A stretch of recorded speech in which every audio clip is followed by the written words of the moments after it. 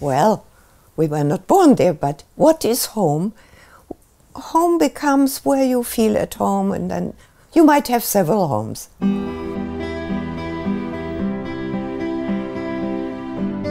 I wanted to do something exotic and something which not everybody would do, where we would be a small group and we would really dive into something completely new, something completely nobody else really did or understood. We wanted to be special. I mean, young as we were, we wanted to be special.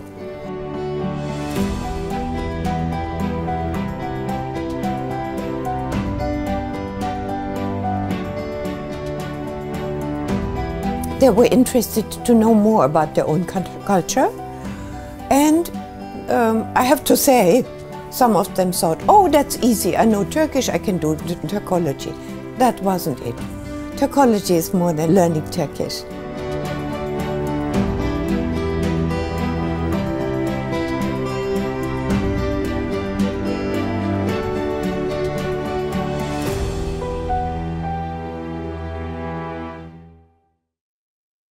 This is a pleasure to be able to talk about one's own life and also communicate it to those who are interested in it, maybe. And thank you very much for inviting me to this interview. I would like to start with a statement. I think there is a positive point in being old, like me, because, I mean, it does not only have disadvantages, it also has advantages, I would put it. It is that a person in my age, of my generation, has seen and lived through and experienced events and facts that the younger generation has not lived through, not experienced, and these events, like the Second World War, that is a formative event in one's life. Even as a child, you gather memories that will accompany throughout your life. And another point is, apart from this formative events in the family life or in the life of a whole nation, there's a personal advantage. I was able to travel as a young person. I was able to travel in countries that can no longer be visited today. I have seen, for instance, Afghanistan, Yemen, several times in Afghanistan, several times in Yemen, and I was in Xinjiang and some other places that are in our days either buried in war or destroyed and not accessible because they are dangerous. So I have a whole treasure house of memories from my childhood throughout my younger years, and then also in my professional life to this day. And of course, I also have to say, I've met people who have long died. They are vivid memories of people who have long died.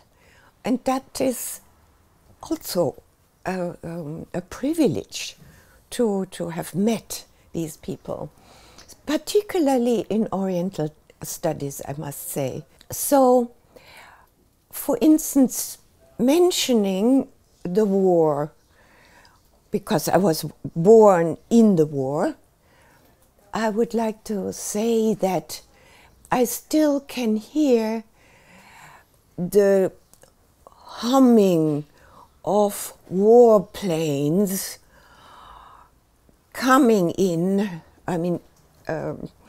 Allied bombers, airplanes, on their way to Frankfurt. I'm born in Bad Nauheim, which is north of Frankfurt. This place was not bombed often. It was bombed. I saw houses go up in flames as a child of 2 or 3. But the noise of coming Allied bombers on their way to destroy Frankfurt was a thing never to forget. This noise, and then the sirens. I can't bear sirens from my childhood, from my babyhood, I would say. And I also remember as a child of maybe 2 or 3, our father took us to the woods. And I must have been 2 or 3, and I remember, because it was during the war. Our father took us, my older brother and me, to the woods. And all of a sudden, we heard aeroplanes approaching. And we were in the wood, and there was a long ways going down, a path going down the woods. And we saw the airplanes coming, and our father took us and threw us to the wayside and covered us with leaves. And then these were low-flying airplanes. They were just above our heads. They came down this alley, and it was so frightening, and also something you never forget.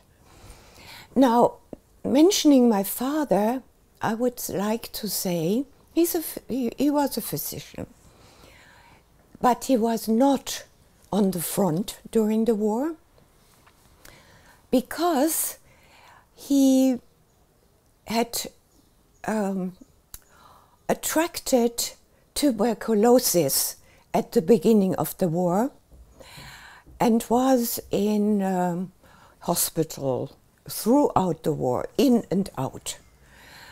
Hospital to be cured from tuberculosis. He could not be sent out in the army.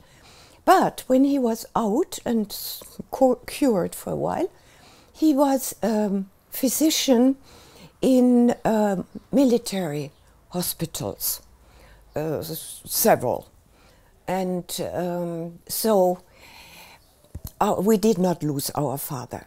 But there were several uncles who fought in the war and came back. One was in a prison camp in Russia, in Soviet Russia, in Kazakhstan, came back, never talked about it. Another uncle was in the army that went all the way to the Caucasus, never talked about it. So these are memories, very vague memories of the war, of people who would not talk about the war, but were certainly, they were marked by war. We always knew, my older brother, my younger brother and I, we always knew that our families from mother's side and father's side, very few people were in the party, in the National Socialist Party, but not active members, but not active. The others were too Catholic to be members of the party. That played a great role, but it meant disadvantages, that is professional disadvantages for these family members. For instance, my grandfather on the father's side was a geodesist, that is land. He was involved in land reform before the war, in the war, and after the war. And he was in a high position. Then he was deposed and was sort of the secretary of the man who was in the party. And then after the war, it turned around again. And so I shouldn't talk too long about this, but of course it is of interest. I know it is always of interest to people and also to us, younger generation. What did your father do in the war? What did your grandfather do in the war? What did your uncles do? Your aunts, your mother, grandmother. And so I know a lot, but Toplam, they were not involved in the party, not in any way. As long as I can look back, we were a close-knit family. The family was always very important, already to my parents and to my grandparents on both sides, mother's side, father's side. The family mattered. And before the war and after the war, we would stick together and help each other. I mean, we were children, but we were observers, and we profited of this mutual aid that was given from grandmothers and from aunts and cousins. Also money-wise. Some had more money, some had less money. My grandmother, my maternal grandmother, for instance, lost her house in Stuttgart. It was burned down. It was bombed and burned down. And then she moved to her mother, who was an old lady, not too far away from Stuttgart. And there they had this house where my great-grandmother lived. And so in the last few days of the war, that house was also bombed.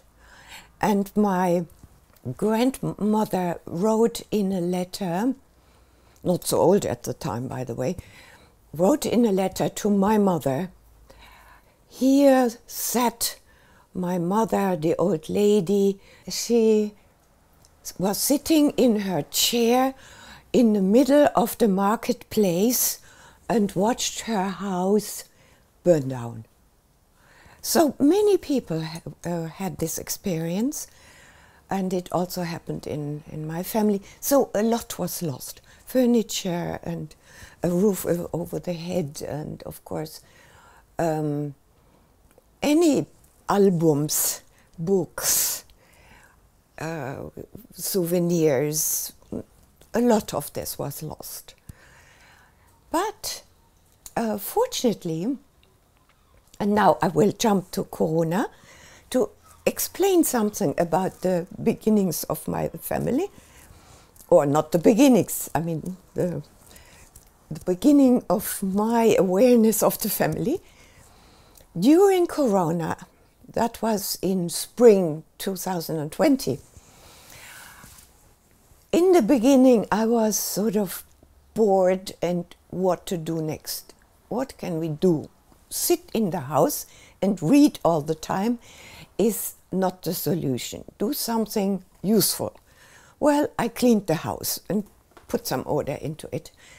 And I came across 4 thick files of letters at the time. That was in July 2020. I knew they were there, but I had more or less forgotten them. Letters from my mother's family. Letters, one file, letters of my grandmother, maternal grandmother, to her husband in the First World War. And his letter from the war, he was an officer in the First World War, and they corresponded But the script is so difficult that I postponed this file and went to another file. The other 3 files concern the 30s, the 40s, and the beginning of the 50s. And all letters. For instance, in the 30s, some letters also from the 20s, I started with them, and I transcribed them into my laptop and worked on the script and on the deciphering these letters, and remembered the uncles who have died, and my aunt that has died in 45. She killed herself because she had some bad experiences in the Allied occupation. And my grandmother, who is so well bombed out, and really what to do next. So I transcribed these letters from my grandmother's children. She had 6 children. And the more I went into these letters, the more I was gripped by this family story. Although the grosso modo I knew the story and about the children of my grandmother, my uncles and aunts, my mother. But this information, what they write about, how life is difficult, especially under the National Socialist regime then. My mother was studying at the time in Berlin, and she left Berlin because she couldn't stand it any longer. She went to Tübingen. Anyway, so I plan to do more transcribing, but I'm glad I filled my weeks and months with transcribing family letters that gave me a lot of information about the time and about the family. So if I live long enough, I would like to finish this work, which has nothing to do with Oriental studies, of course, but it would be a service to the family. And now coming back to interest in family, as long as I can think, we would gather either on mother's side or on father's side with the grandparents. My grandfather on mother's side died during the war. He was a lawyer, and but anyway, we gathered for birthdays and for baptism and for weddings and for funerals. And my older brother and I would, from the age of 5, be sent to the grandparents and to the grandmother to to change the situation and to really unburden my mother, who had the little one at home and who also caught tuberculosis after the war. Many people had tuberculosis. Also my older brother had, and my grandfather had tuberculosis. It was the very dangerous sickness of after the war, also in the war, of course.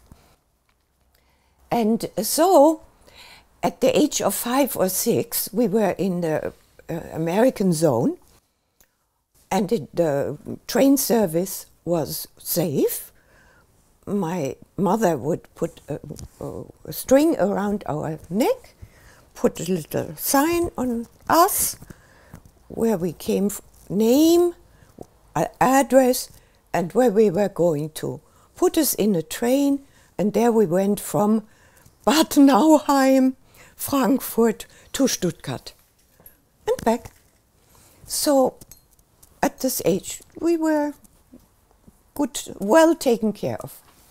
And we loved to be with our grandparents and with an aunt who was a refugee from Czechoslovakia. She had married a Sudeten-Deutsch, that is Sudeten German, lawyer in near Prague.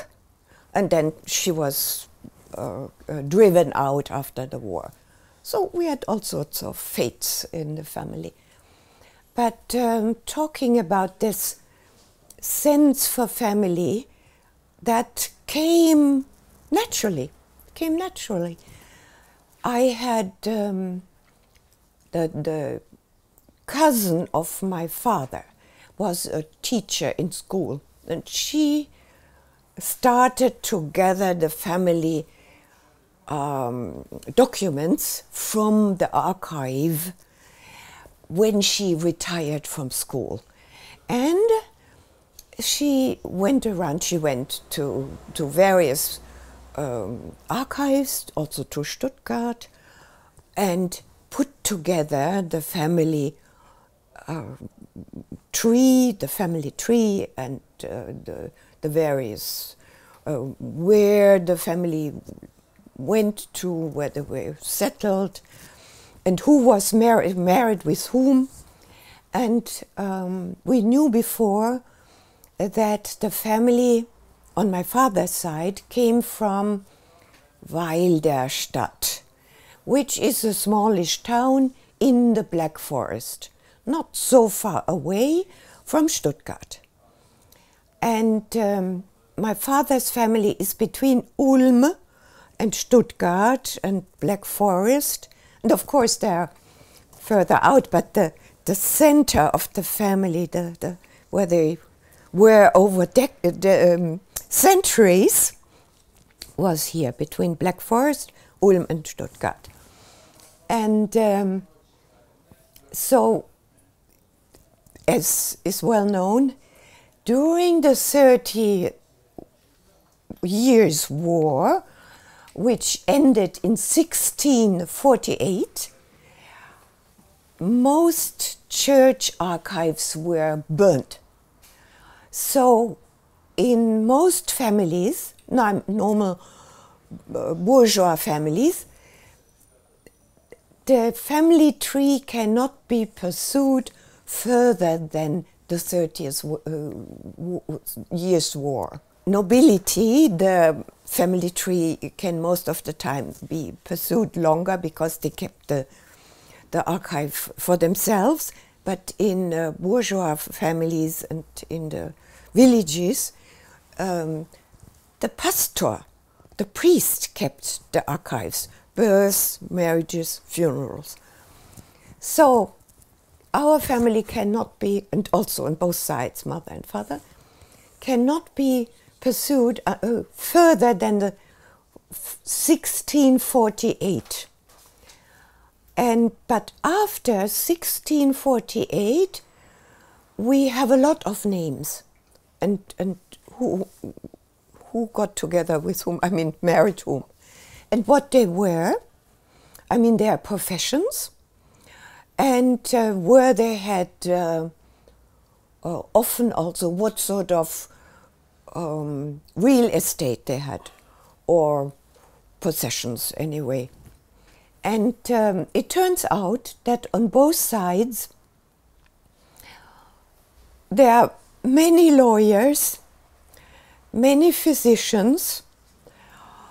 There are also owners of Gasthaus, that is like inns, inn owners, and beer brewers. Then teachers, and well, so that is what strikes you. There are many doctors from the end of the 18th century onward on both sides. And we have, from those days, from the 18th century, many of the pictures, I mean paintings of people,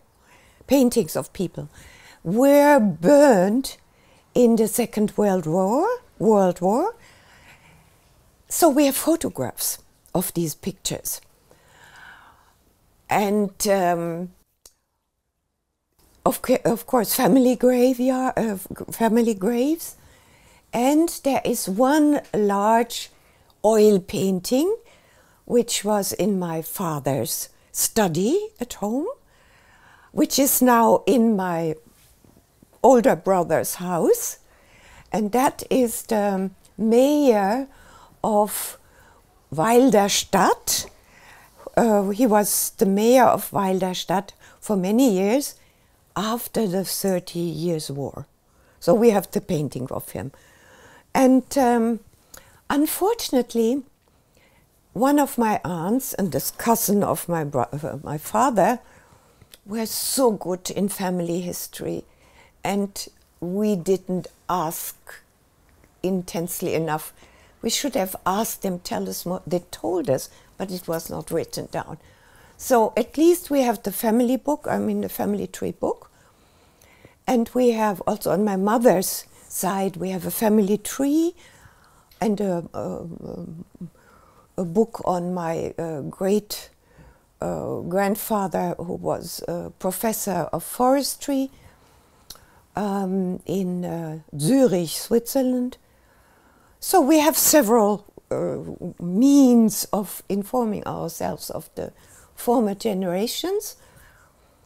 But at the moment, it is I who sort of bear the burden of keeping this line of memories together with my brothers. And now, going back to the early years, of course, it is obvious that Oriental studies, which then became my profession for life, was not in my childhood, and nobody was an Orientalist. But I was an avid reader, and I read any adventure books and any travelogues that were available in the public library in Biberach, where I grew up. So, to make it clear, I'm born in Bad Nauheim. We moved, when I was 8, we moved to Darmstadt, which is a larger city south of Frankfurt, between Frankfurt and Heidelberg. And then my father became head physician in the public hospital in Biberach, which is about between the Danube near Ulm and the Bodensee, Lake Constance, about in the middle. And this is where my brother and I and my younger brother, where we grew up and sort of feel at home, although it is, well, we were not born there, but what is home? Home becomes where you feel at home, and then you might have several homes. And so I remember that sometime when I had diphtheria, I might have been 10 or 11, and was in bed for weeks, because that was a longish, at the time it was problematic to have diphtheria. I read a book my father gave me on archaeology. And this obsessed me, archaeology and archaeology books obsessed me throughout my gymnasium years. I was in what we call a boys' school, a boys' gymnasium, where girls had been only lately admitted. It used to be a gymnasium for boys, and girls could only study in another high school, but only until the age of 16. So my parents decided our children will have to learn Latin. We have learned Latin and Greek. our children will have to learn Latin and Greek. And my older brother entered this gymnasium, and that was the first class that took Latin in that gymnasium. And I was 2 years later, and we were 6 girls among 30 boys. But we liked it. We didn't want to be with the giggling girls in the other school. That was formative. To be in a boys' school makes you, I mean, no frills, no frills. You have to be a good sport. You learn it. And the school was named after Christoph Martin Wieland. Wieland is a famous poet and writer of the 18th century. He lived in Weimar when Goethe was there as well, but he is a higher generation than Goethe. But this Christoph Martin Wieland was not born in Biberach, but he was born near Biberach, where we grew up. And he lived for a long time as a state official and a teacher of nobility girls in Biberach before he went to Weimar. And so in this Biberach today, everything is Wieland, and he's the great man. And everything is, he's remembered, and there is his house and his garden, and there is the Wieland Society. And so every smallish town needs a famous man, of course, they can be proud of. And so Biberach is proud on Wieland. And of course, Biberach was and still is around 30,000 inhabitants. But it had a lot of industries and unique industries. It sells into the whole world. That is dentistry, instruments, and pharmaceuticals. Boehringer Pharmaceuticals has a factory in Biberach.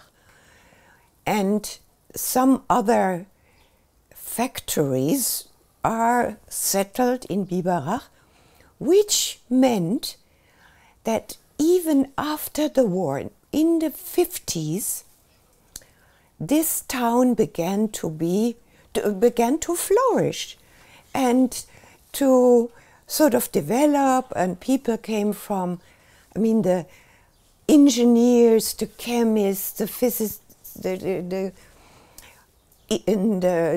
specialists in all these industry, these companies, came from all over Germany and even beyond Germany over the decades, which means Biberach was a small town, but not a village.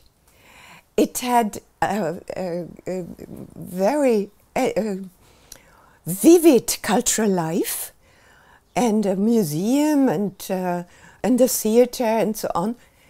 And so the growing up there did not make us country bumpkins, really. And also we had relatives in Stuttgart, so we would go to Stuttgart often. I was there in my teens. I was often with my aunt, and we would go to the ballet and the concert.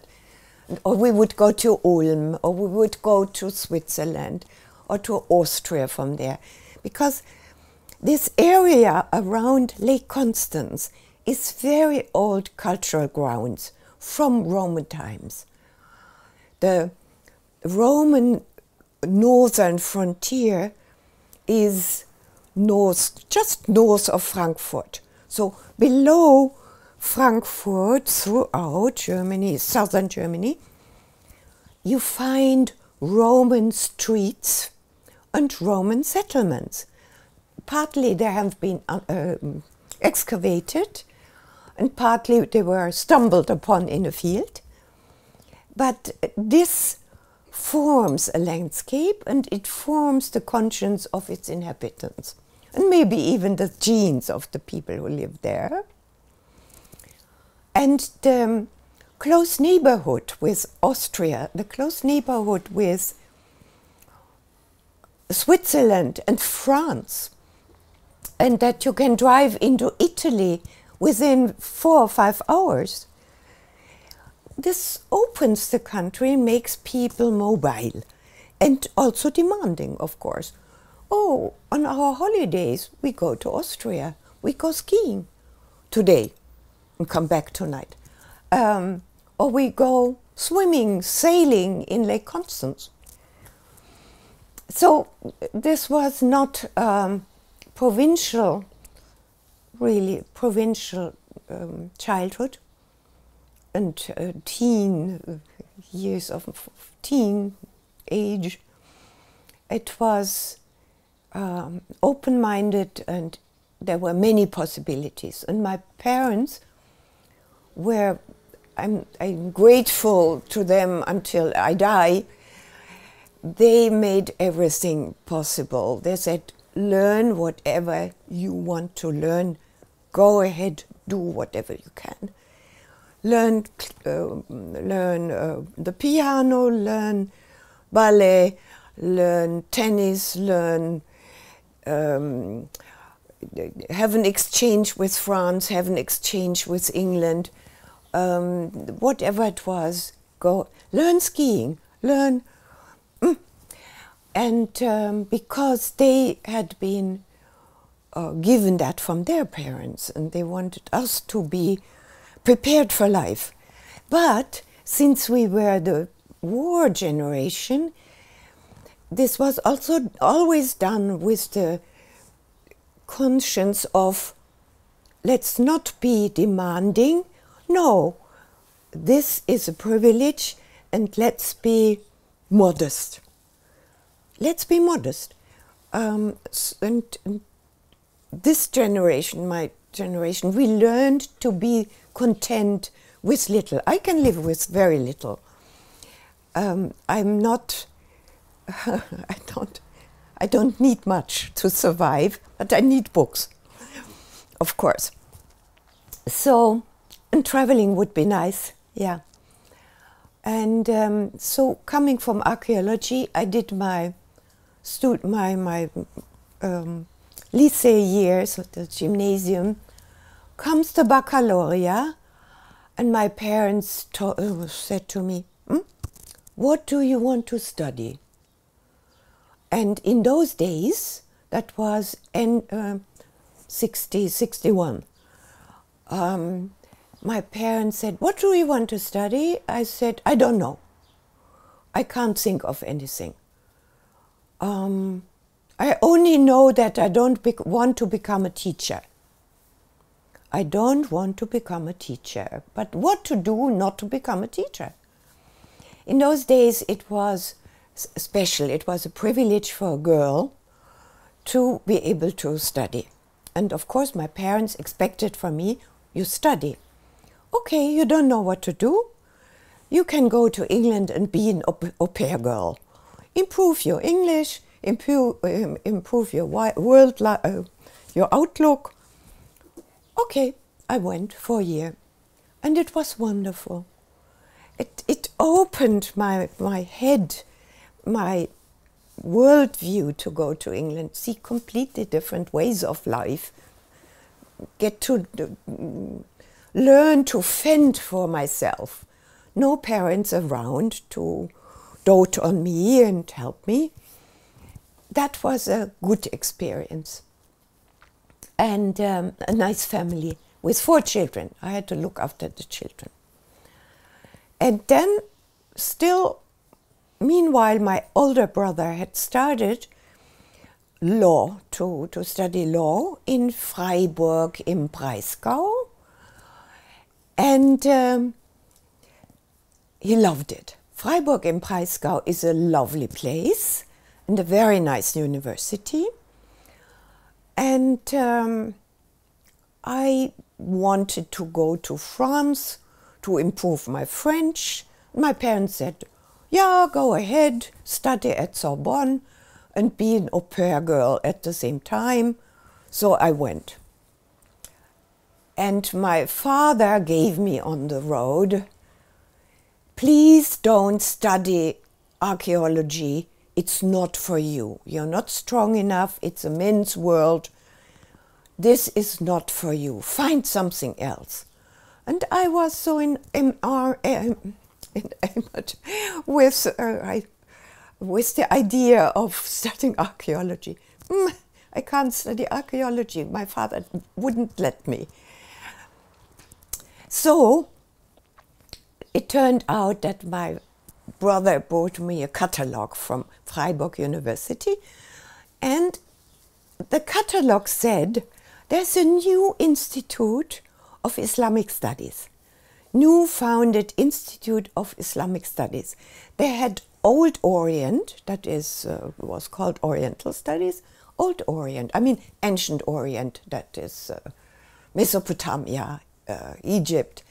But this was modern Islamic studies, and the professor, who became very dear to my heart and who supported me as long as he lived. I owe him a great deal of thanks for his support and his in an exchange developed what subjects I could study, go for, where I could study, what I could do. I mean, this exchange with the professor who saw something in me, it was so encouraging, it was so invigorating. Anyway, I said, yes, this is it, Islamic studies, modern Near East. I went to Freiburg and found myself a room, a very modest room, which we didn't have much money. Our parents gave us a monthly and we had to go with it.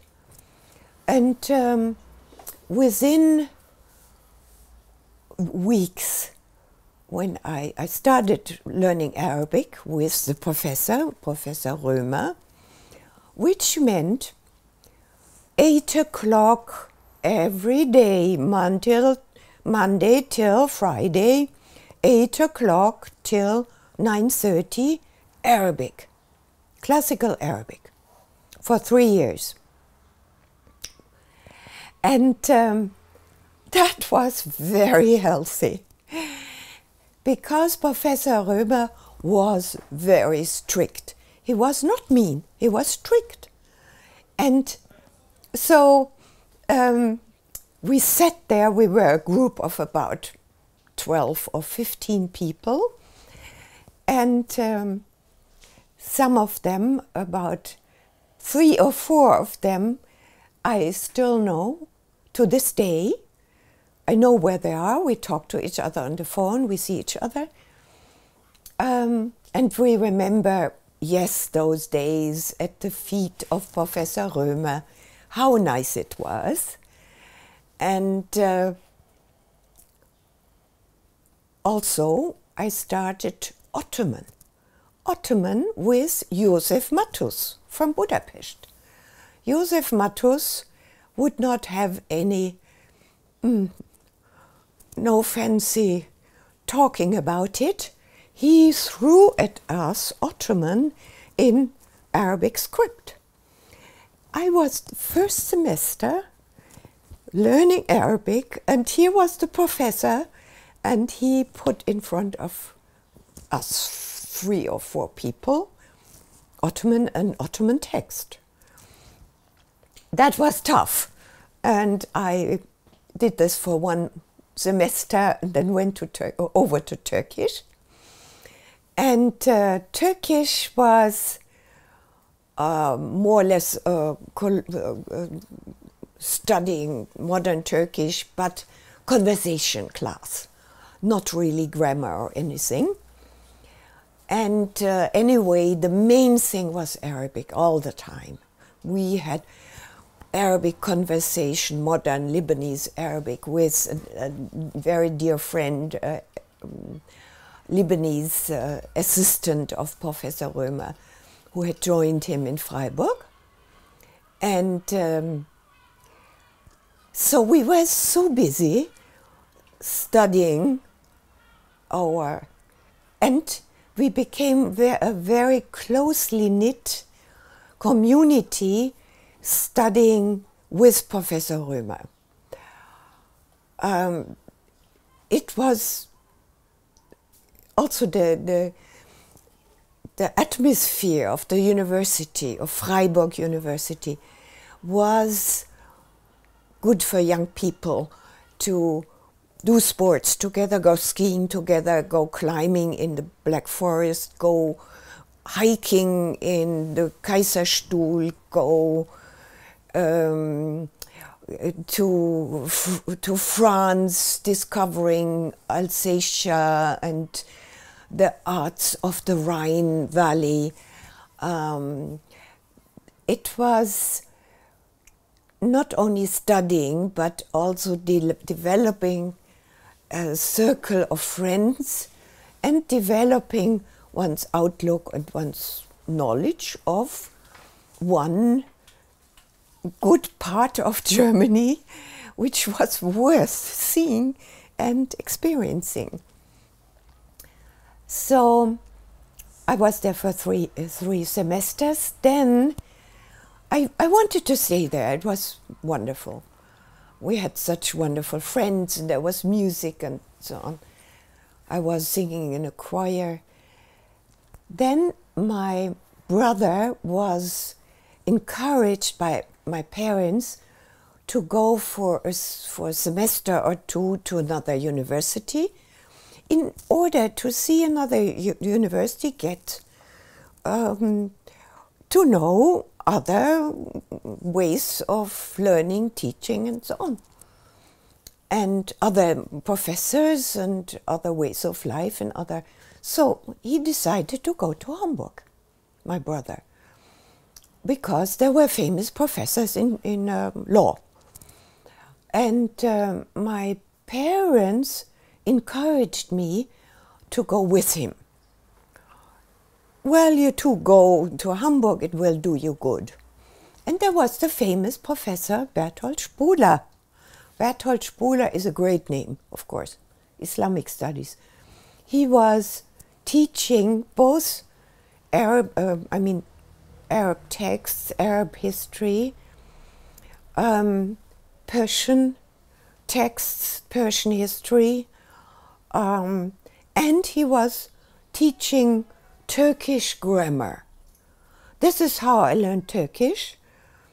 He had this grammar book in front of him, and he would read the exercises to us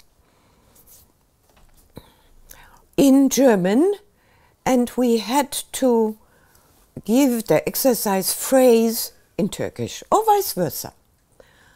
And so that was boring, I'm sorry to say. Anyway, these were good years. I was there for 3 semesters and ever so enthusiastic about Islamic history. Islamic history was the best I could think of to study and do every course I possibly could get. And also, there was in Frankfurt University Barbara Fleming, who was teaching Ottoman texts, and Hannah Sorweide, also an Ottomanist, and both were mainly in history, but let's call it philology and history, but also edebiyat, that is literature. I mean, Ottoman literature is such. So this was Ottoman in a large sense, understood in a large sense. And since Barbara Fleming had this very mild and convincing and attractive character, she was such an attractive character, the students loved her and were simply, it was a pleasure to be her student, to learn with her. And I was until her death in 2021, we were in contact and we saw each other. I visited her in Leiden, where she was a professor later on. She came to Berlin several times. She was an exceptional person. Barbara Fleming is both as a scholar and as a character an exceptional teacher, human being, and her scholarship was so wide, so far-flung, that a number of students of hers, be they young students or be they PhD students, would sit in her courses because there was always something new to go for with her. And the system, the German system at the time, was still a bit awkward for some people. You started your studies and you ended with a PhD. There was no bachelor, there was no master, there was no magister, there wasn't anything. Either you got a PhD or you dropped out of university. I don't think that the Second World War affected my intellectual development in any way. I mean, it was not depressing or enticing, or it was a fact of life that the war was over, that many things were not available, that we had to do with little. And for instance, I never felt that the Allies were looking down on us. Maybe my parents did, but as a child I remember American soldiers as friendly. They gave us chocolate and oranges and this sort of thing. I did not feel that we were an occupied country, not as a child, and not later. And although I realized that there were occupation armies in the country, it was not something we thought about much. France was a country one wanted to go to, and even when we were 14, we went for the first time, my brother and I, for the first time to France, to improve our French and make friendships. And the French opposite number were staying with our family. So there was no hatred or distance or hostility towards the English or the Americans or the French or anybody. The only thing I do remember is the Cold War. And that was when I was a teenager, and that was a fact when I was a young woman and a student and later on. The Cold War was always there, and we were afraid that the Russians would do something to us. I mean, not the Russians, the Soviets would do something to us. And it was interesting that you couldn't go to Poland, you couldn't go to to Hungary, you couldn't go to Czechoslovakia, it was dangerous, they wouldn't let you in, and it was politically also not accepted too. So you grew into that atmosphere, but it was not really formative or not really a great impression.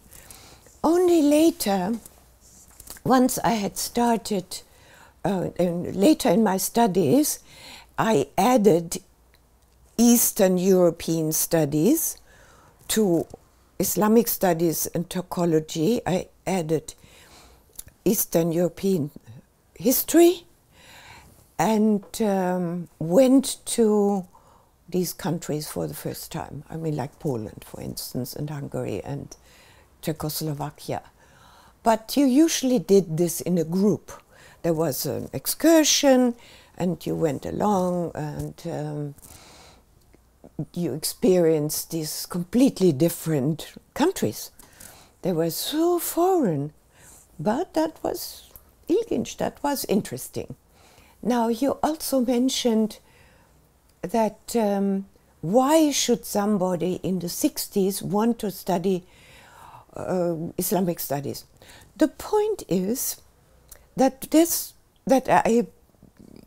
from archaeology, that carried me to ancient Near East, like Uruk, Assur, the excavations there. I studied it. I took courses and lectures in ancient Orient. Because that was the beginning, but at the same time, and that became more and more interesting, Near Eastern studies in the sense of a culture, a civilization. This is how our professor Hans-Robert Römer taught us.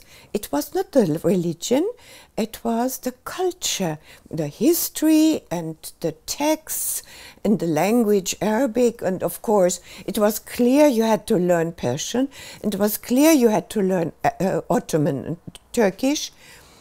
I mean, each time the classical language and the modern language, classic and modern, classic and modern. This was demanded, that was the condition. And we went along, we were not many. But the point is that I was a bit, let's say, snobbish about it. I did not want to study French or Germanic languages or English or biology or any of the things everybody did. I wanted to do something exotic and something which not everybody would do, where we would be a small group and we would really dive into something completely new, something completely nobody else really did or understood. We wanted to be special. I mean, young as we were, we wanted to be special. And we wanted to be an in-group and learn all these fascinating things. We didn't want to be like those who did what everybody did. And this is true to my fellow students at the time. They all came from about similar families, bourgeois, middle bourgeois families. Fathers, gymnasium teacher or musician or professor of veterinary medicine. The family background was about the same. And so we got the exotic studies, information, the exotic life we were looking for. And for me, in the beginning, it was also a question of going into, what is it called? Developmental with the being a good doer in Africa or something. And,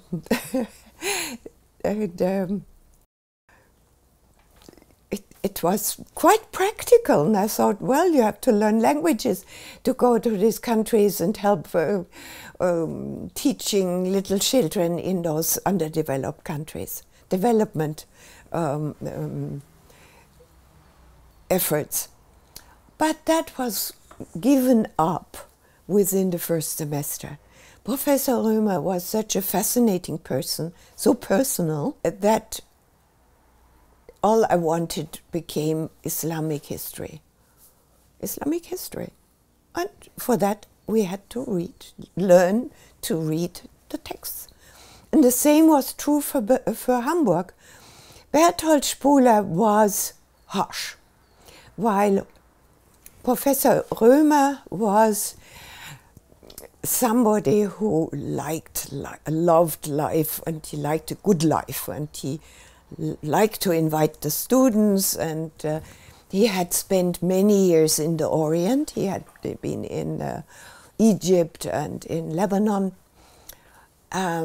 He was a generous host, while and he trained lots of very good people who later had a career in the university. While Professor Spuler, Berthold Spuler, was harsh. We all were afraid of him because he would not hesitate to make facetious remarks on his. Oh, that was not really brilliant what you read here. I mean, we felt put down by his remarks. But, of course, he was this superior professor who taught us all those important things. We had to go through it. And those who would not go through it would drop out. And so only those who would really pull themselves together would make it to the end under Professor Spuler. And especially the girls would drop out because he didn't like women in his class. And I don't know how I made it to the end. I really don't know how I made it to the end. But it happened. So Islamic studies in the 60s and 70s was exotic, and it was few people, and it was absolutely special, put you apart. And only later, with more Muslims coming to Germany, it became a more, let's say, more normal thing to do. Or it became, it got this this streak of problems. This is problem. This is people who bring problems. It was much later. I had got my PhD and I got my Habilitation, and only later it was this that we felt that I have to say this. You can cut it out, of course.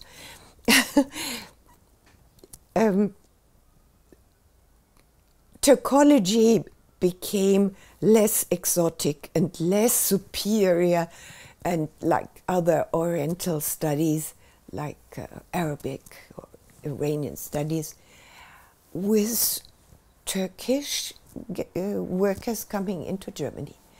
That sort of gave a certain goût, a certain taste to Türkology. Although Türkology is not dealing with guest workers. Most of the time it were the sociologists and the German studies people. It changed completely in the student body that was attracted by these studies. In the 60s, we had no Turkish students in the university. In the 70s, almost none in the universities. It was not felt that the guest workers came. They were not in our horizon for our studies. In gymnasium, I had a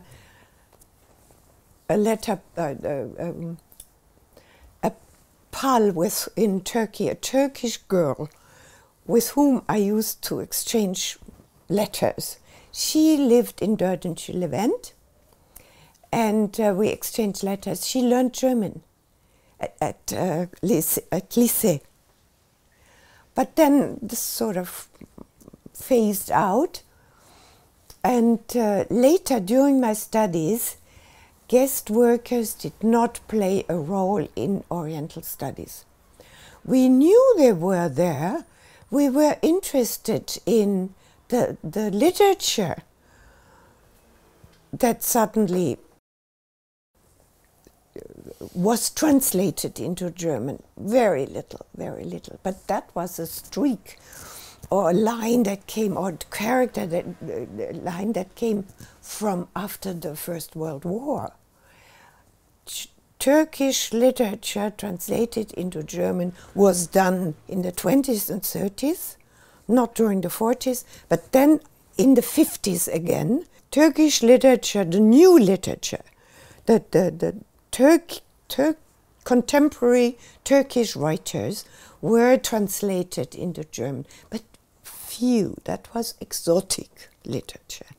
Yeah. So the Turkish students only appeared, let me say, in the 80s, maybe not so many, but yes. And in the 90s, and especially in the 80s, Alevi students, which of course has to do with 1980. And then in the 90s, I had many Turkish students who either came directly from Turkish universities or who were the children of parents who had moved to Germany as grown-ups, as adults. And they spoke, usually spoke good German or perfect German. It depended very much on the parents. They were interested to know more about their own culture. And I have to say, some of them thought, oh, that's easy. I know Turkish, I can do Turkology. That wasn't it. Turkology is more than learning Turkish. So let's go back to the 60s in Hamburg, because there happened an interesting thing, exchange of students with Turkey. And while my fellow students, Petra Kappert and Klaus-Peter Hase and Heidrun Wurm, were on exchange with Turkey for a whole year, Berthold Spuler sent me to the United States. We all were exchange students, but the three of them, I remember maybe there were more, but these were my friends. We were all about the same level in our studies. They went to Turkey and had a real hard time in 60s Turkey. The 60s Turkey was hard times, of course. And I came for the first time in the 70s only because Berthold Spuler sent me on an exchange of students to Bloomington, Indiana, in the United States for 1 year. I got a foreign student fellowship, which was arranged between Berthold Spuler, who worked for the Nazis during the war, and Fritz Epstein, who was a Jew in Bloomington, Indiana, a historian, and they were acquaintances and got along very well. And so Fritz Epstein came from Bloomington, Indiana, and said to Berthold Spuler, "Do you have a student for me? We have money." So Berthold Spuler recommended me, and I asked my parents, "Can I go to America for a year?" My parents said, "Yes, of course, you must go. We will support you." And my fiancé said, "Yes, good for you." And I went, and it changed my life. It changed my life, going to the United States. My friends, Petra Kappert, Klaus-Peter Hase, and Heidrun Wurm, learned better Turkish than I, because, of course, at that stage of their studies, they learned Turkish perfectly. I improved my English in the United States. And in the United States, I sort of expected to do Near Eastern Studies at Bloomington, Indiana, with my fellowship. But Berthold Spuler had sent me to Dennis Sinor. But Dennis Sinor was the head of the Department of Uralic and Altaic Studies. So I went to see him and said, "Look, here I have my foreign student fellowship, and Berthold Spuler sent me, and here I am. What do you recommend?" And he said, "What did you do so far?" And I said, "Well, Near Eastern Studies and Islamic Studies and Arabic and Turkish and Persian." And Dennis Sinor said, "Not with me. If you want to stay and study with me, no Arabic, no Persian, no Turkish, only in my department. You are not going to study in the Near Eastern department." What shall I do? Of course, I said, "Yes, all right." Uralic and Altaic Studies. Okay, I can continue Near Eastern Studies when I go back home to Hamburg. But while I'm in Bloomington, let's get the new stuff, of course. And I would not attract Professor Sinor's wrath by touching the Near Eastern Studies department.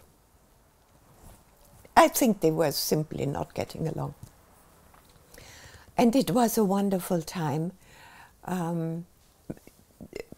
Professor Sinor was a magic teacher. He was simply magic, and a magic personality. And he had started building the department since 1961. I came there in 1965. And so I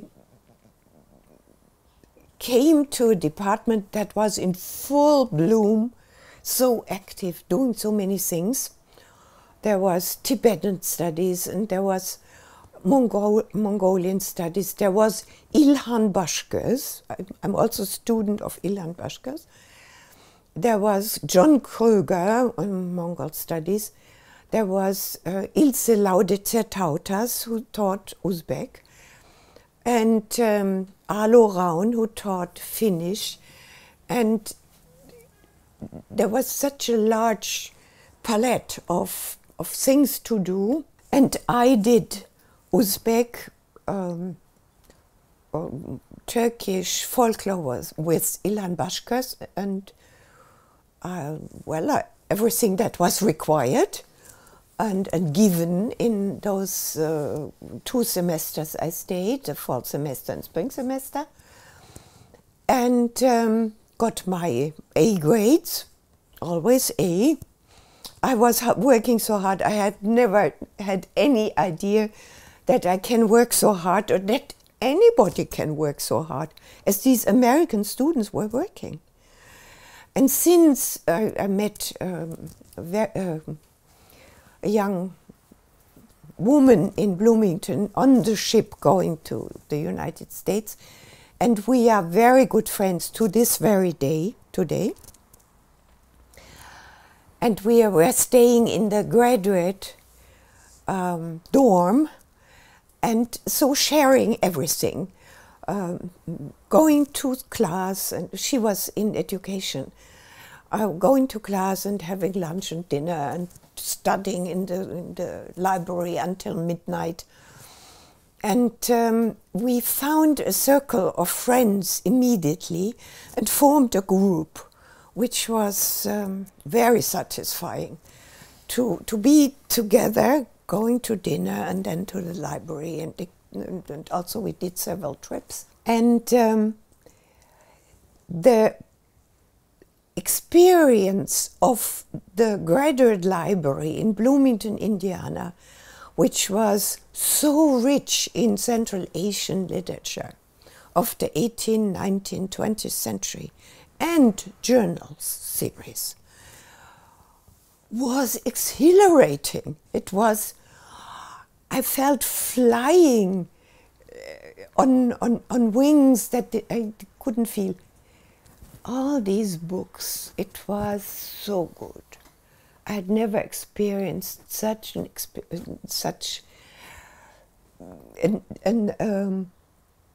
closeness with books and authors. Orientalists, long dead, but here were their books. No similar experience in Hamburg, which had a good library. No similar experience in Freiburg, which also had a good library. But, of course, there were not the long library hours, and it was not as rich. So when, at the end of the second semester, Professor Sinor asked me, wouldn't you like to stay another year and get your master's with me? I said, oh, I have to ask my parents, I have to ask my fiancé. I would like to stay. Okay, my parents said yes. My fiancé had just finished his state exams as a physician. They said yes, and so I stayed on. And at the end of the second year, which was 1966, I passed my written and oral exams for the masters, and I handed in my master's thesis to Professor Sinor, and there was my boat, and I went home. So my diploma is dated 1968, but this has to do that the final version was handed into the university only in 1967. So the diploma is 68, but I did all the work by 66. And the topic was, this is maybe funny but it played a great role, was the Tatars of Central Asia in 16th century travel accounts, and dealt mainly with the experiences of Anthony Jenkinson, who was sent to Elizabeth I was sent by Elizabeth I to Tsar Ivan the Fourth to find out about trade routes. And he went all the way to Bukhara, Jenkinson did. And he talked about the Tatars along the road. I found that fascinating, and I went around this and built in other travel accounts. So all of a sudden, here I am at the end of a second year of studies in the United States, and I would have liked to stay on and get my PhD in the States. And Professor Sinor was also suggesting it. But I was expected at home. And so it was very difficult to return to Germany and continue my studies at Near Eastern Studies, Islamic Studies at Hamburg University, especially when I got married at the time when I returned, especially since Professor Spuler couldn't stand married women. He simply thought they are not serious. They must be gotten rid of. But I couldn't be gotten rid of. I wanted to get my PhD. But he had given me, before I left for the United States, already a topic for my PhD. I was in my 5th semester when he gave me a topic for my PhD. And that was, and I liked it, and I like it to this day, on the Dulgadir Oğulları in southeastern Anatolia. They are Turkmen, beylik, Turkmen, among the Turkmen beylikleri, on the frontier to the Mamluks. And they have Mamluk, Dulgadir, Oğulları, and Ottoman history. I had worked a lot on that topic already before I left for the United States. But when I came back, I wanted to work on the Tatars and not on the Dulgadir Oğulları. It was so far away all of a sudden. Professor Spuler laughed at me and said, "You can't do it. You don't know Russian, you don't know Polish, you don't know this, you don't know that." I laughed and said, "I learned Russian in the United States. Anyway, you don't know Polish. I'll give you some books, you can read them." He gave me some books from his own library, and I didn't know Polish, but with my Russian knowledge, I worked myself through the books and gave them back, and I said to Professor Spuler, "Look, I can use them to get some information. I want to work on the Crimean Tatars. Please give me a new topic for my PhD." Oh, he couldn't be bothered. He let me wait for a whole year, and I went on in my studies. I did Arabic, I did Persian, I did Ottoman with Barbara Fleming and Hannah Sorweide, and I did Eastern European studies, and wrote papers and got more grades. And then Barbara Fleming came in, and she said to Professor Spuler, "Look, here I have a manuscript from Berlin." She was at the time doing a catalogue of manuscripts kept in the Berlin State Library, later on at the time still kept from the war in depots in Tübingen and Marburg. She said, "I have this unique manuscript, Tarih Said Giray Khan. Frau Kellner could work on that."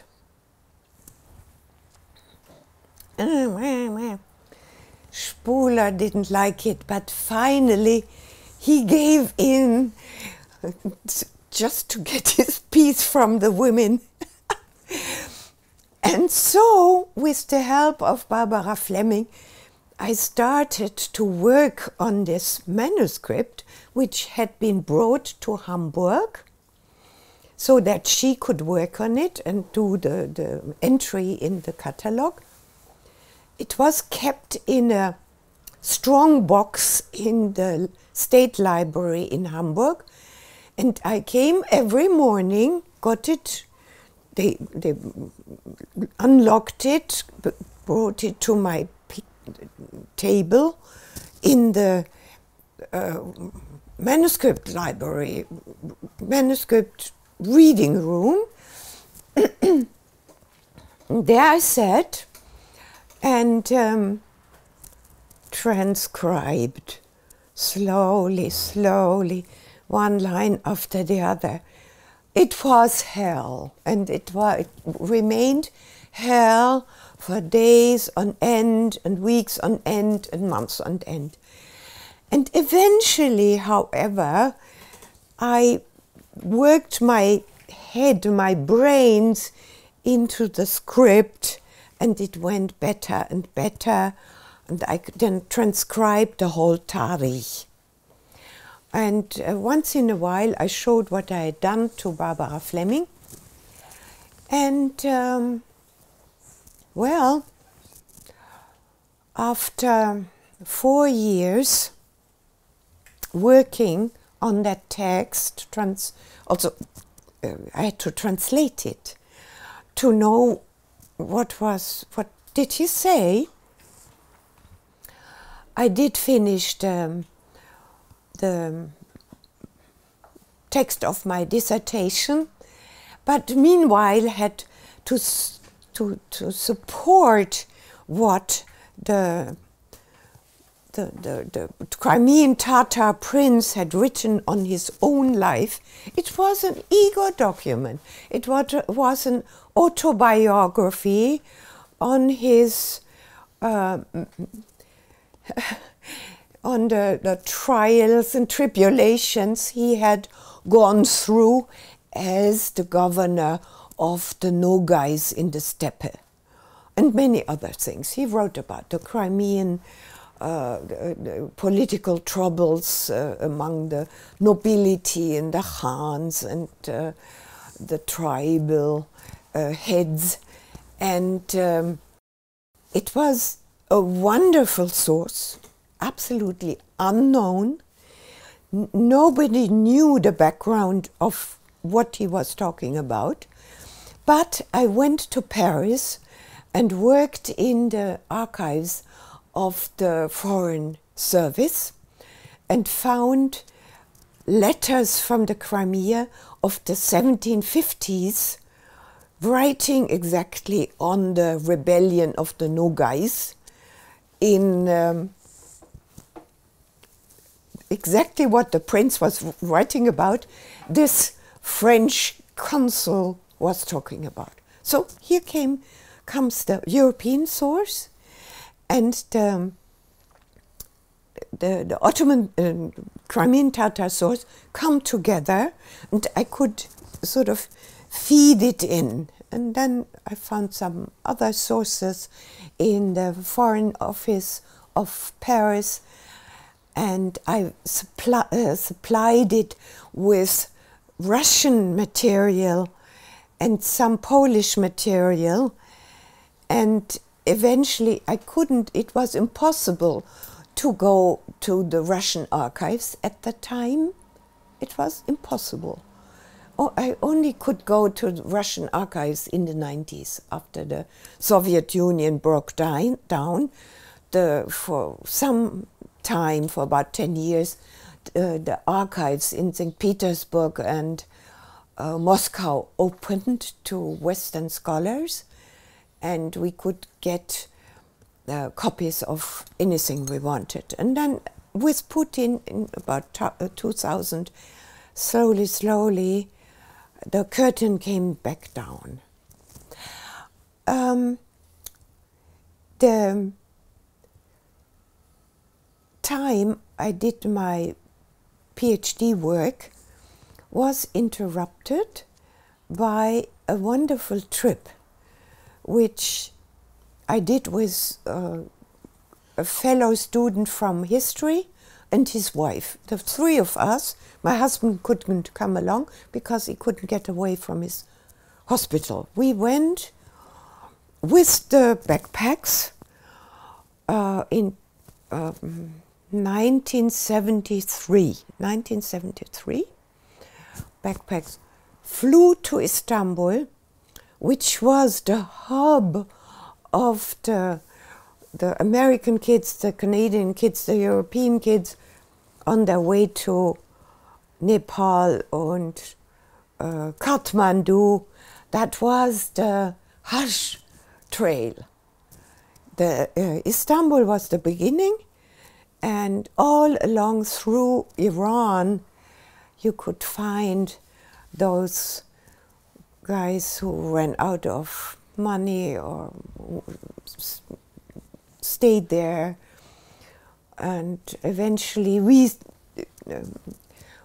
went by train to Erzurum, and then by bus to Tehran. From Tehran to Isfahan, and then to Shiraz and Persepolis and back, and then to Zahedan. Gum in between. It was a nice trip. Tabriz, Tehran, Isfahan, Shiraz, Persepolis, Zahedan. Then from Zahedan, this is the border to Pakistan, by train through the desert to Quetta. And from Quetta by small taxi, like a dolmush, to Kandahar into Afghanistan, and from Kandahar to Kabul. And in Kabul we had spent about 1 week, at least a week, in Iran. Then we spent at least a week in Afghanistan. From Kabul we made a tour to Bamiyan. We saw, I have the pictures of the Bamiyan Buddhas that were killed, that were destroyed by the Taliban.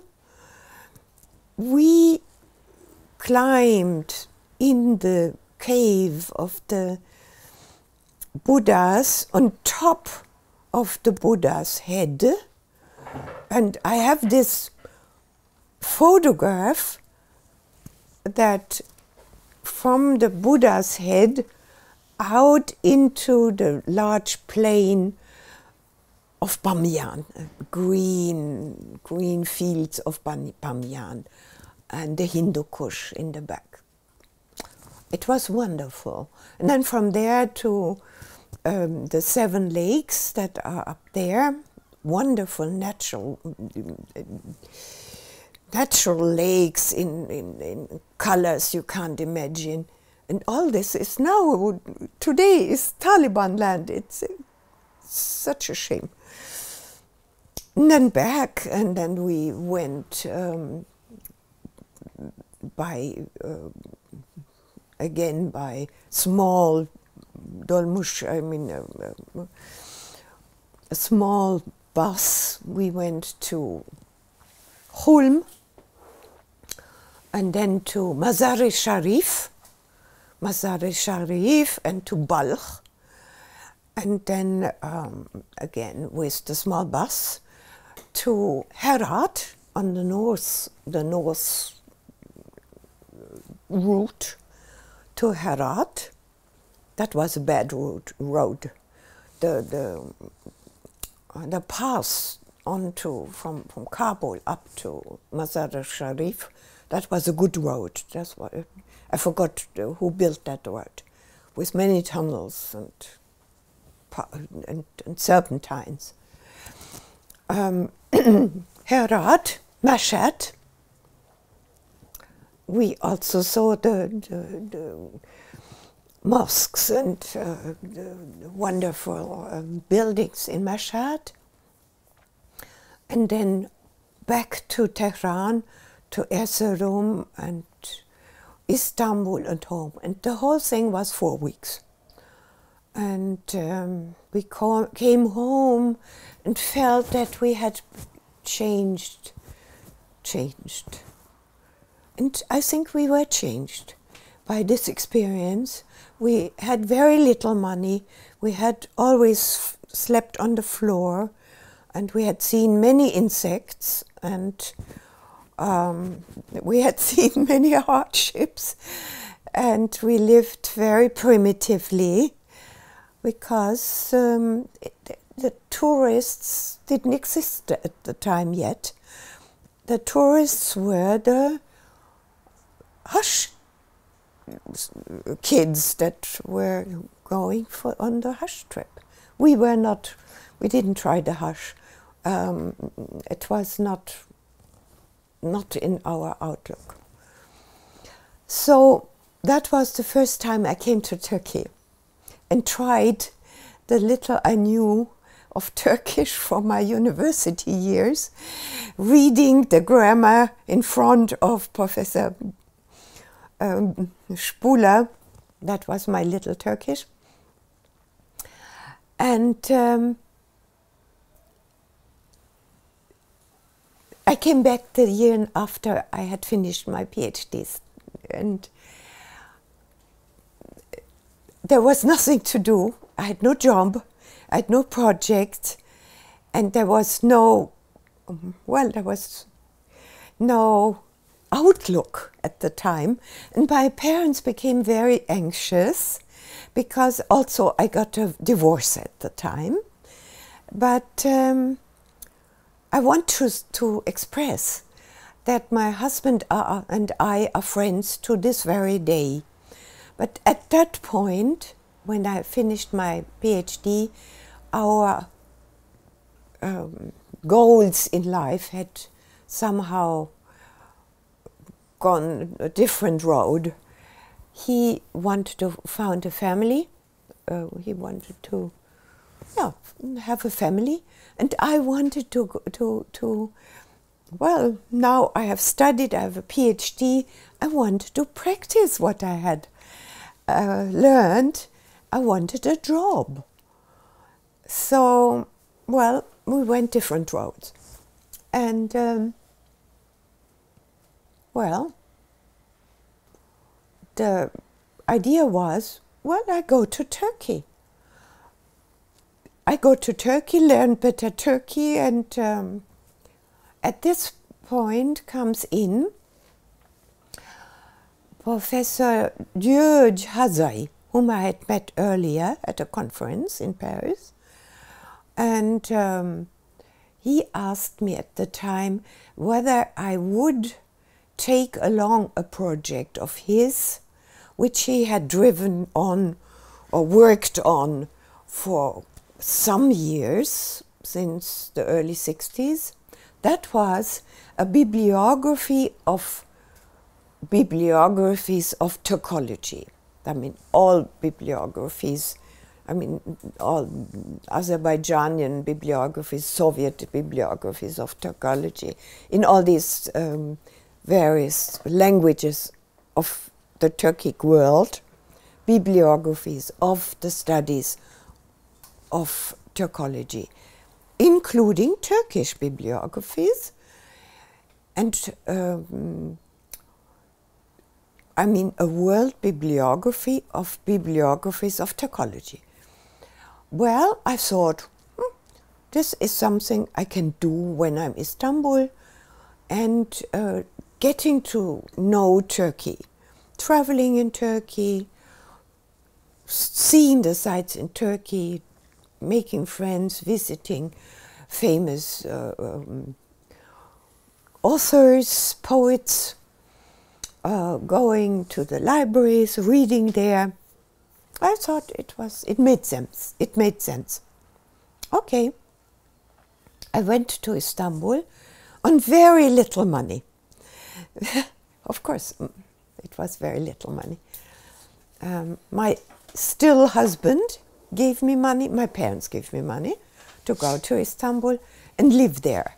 And I stayed in the Hollanda Sarayı. I mean, it's the, at the time it was the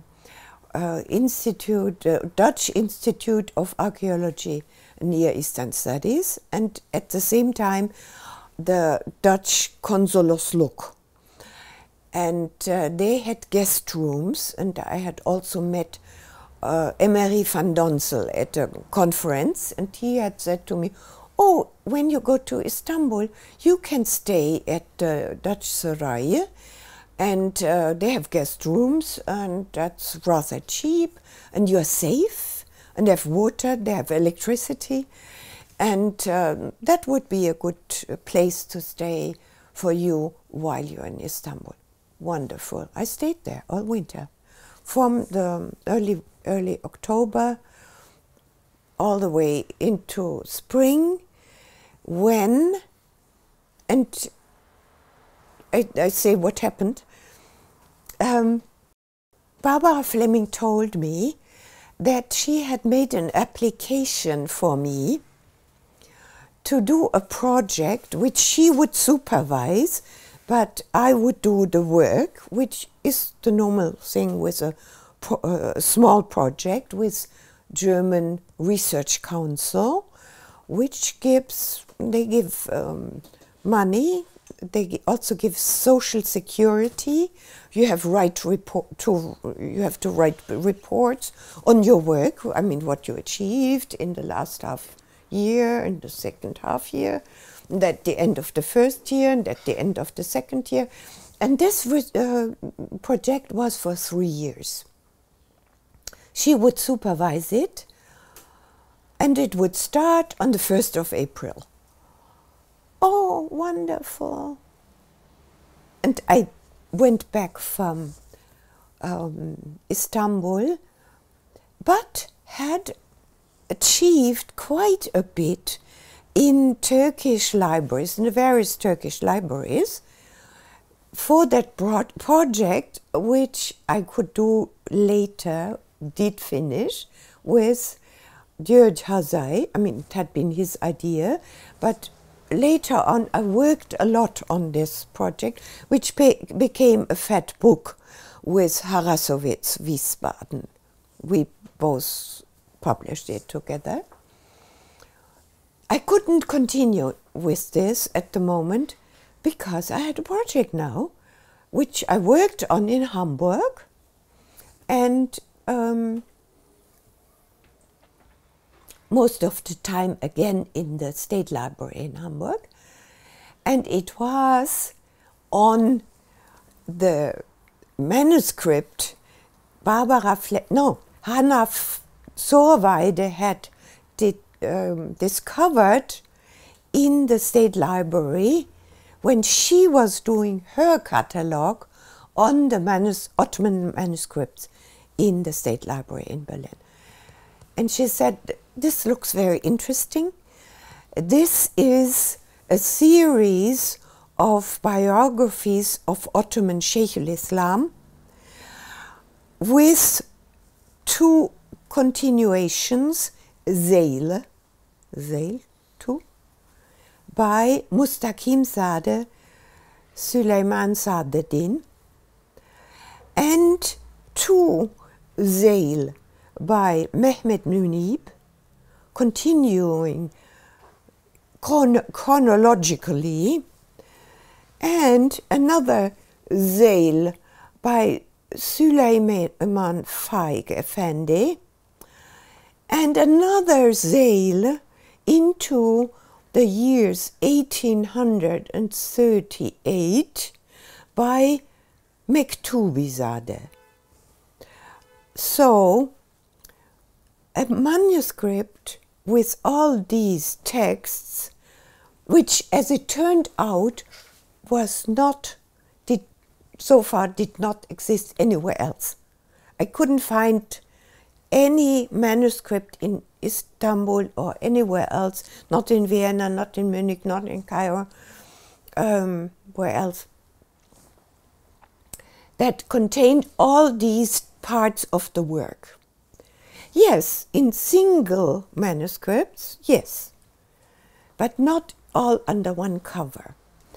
And Hannah Sorweide suggested that I make a edition critique, a critical edition of this manuscript, which is rather fat. And so I set out. I started.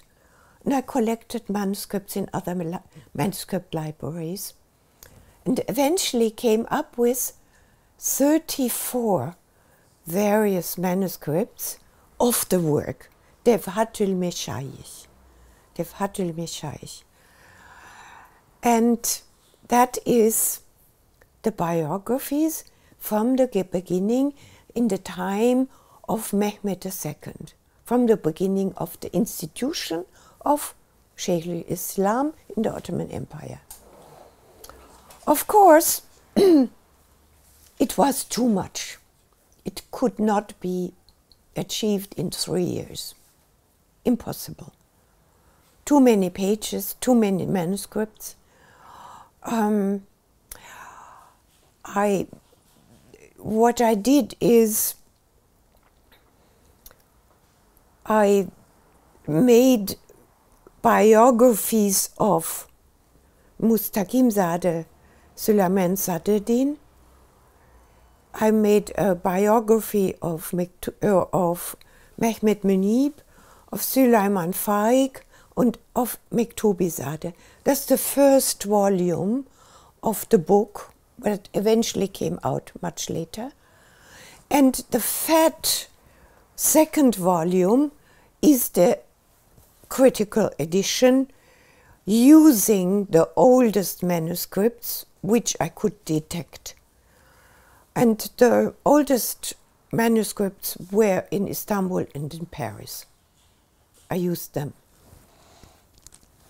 And now, like with my dissertation, the author of the text I used for my dissertation, Said Giray Sultan, he was not a Khan, he became so close a friend that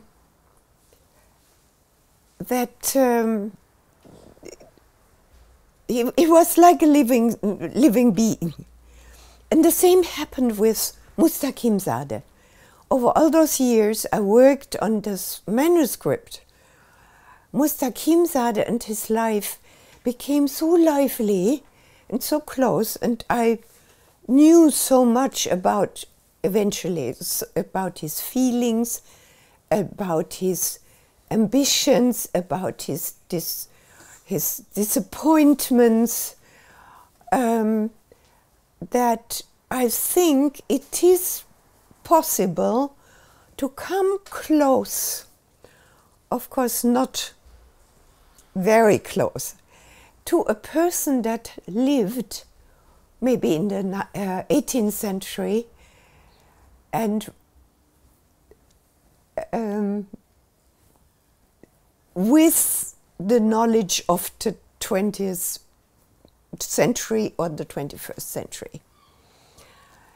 And a similar thing happens at the moment when I'm so busy with the author Mirza Mehmet Haydar, Mirza Haydar of the Dorlat family of the 15th century. I have read what he says about himself and his family, that he also has become so close. And I realized that from the beginning, from my dissertation and some through the Habilitation, docentlich, through to this day, and some texts in between other texts, there were these rare or unique manuscripts and autobiographical texts that made my day, made my life, made my writing, and also my teaching, of course, because I used its text in my teaching. And only the German system changed only in the course of the 80s and 90s, and then again bachelor and masters was introduced in the early 2000s.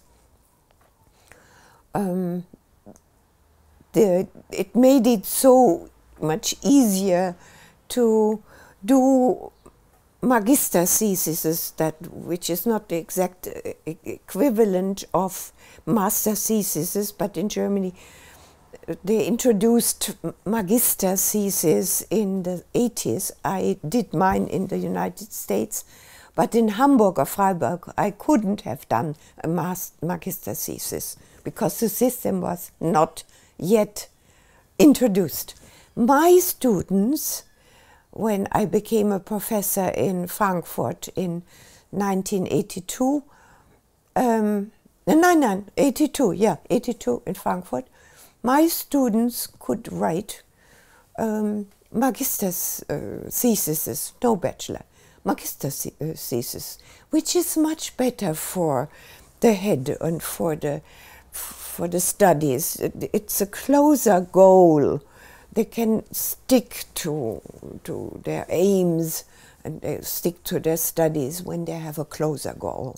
A PhD from the first semester to the end of it, the 20th semester or the 30th semester or the 15th semester, and you finally get a PhD, it is inhuman. But it was the system for, I think, so since the 18th century in Germany. I just mentioned that the sheer number of manuscripts for the Devatul Meshaich edition was flabbergasting, killing, and I could finish it.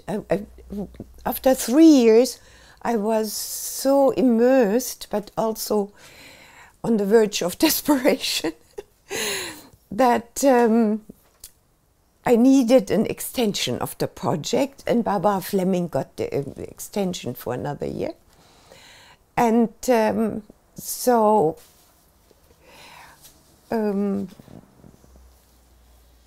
I was saved to earn my living for another year, but I always felt that my parents were anxious.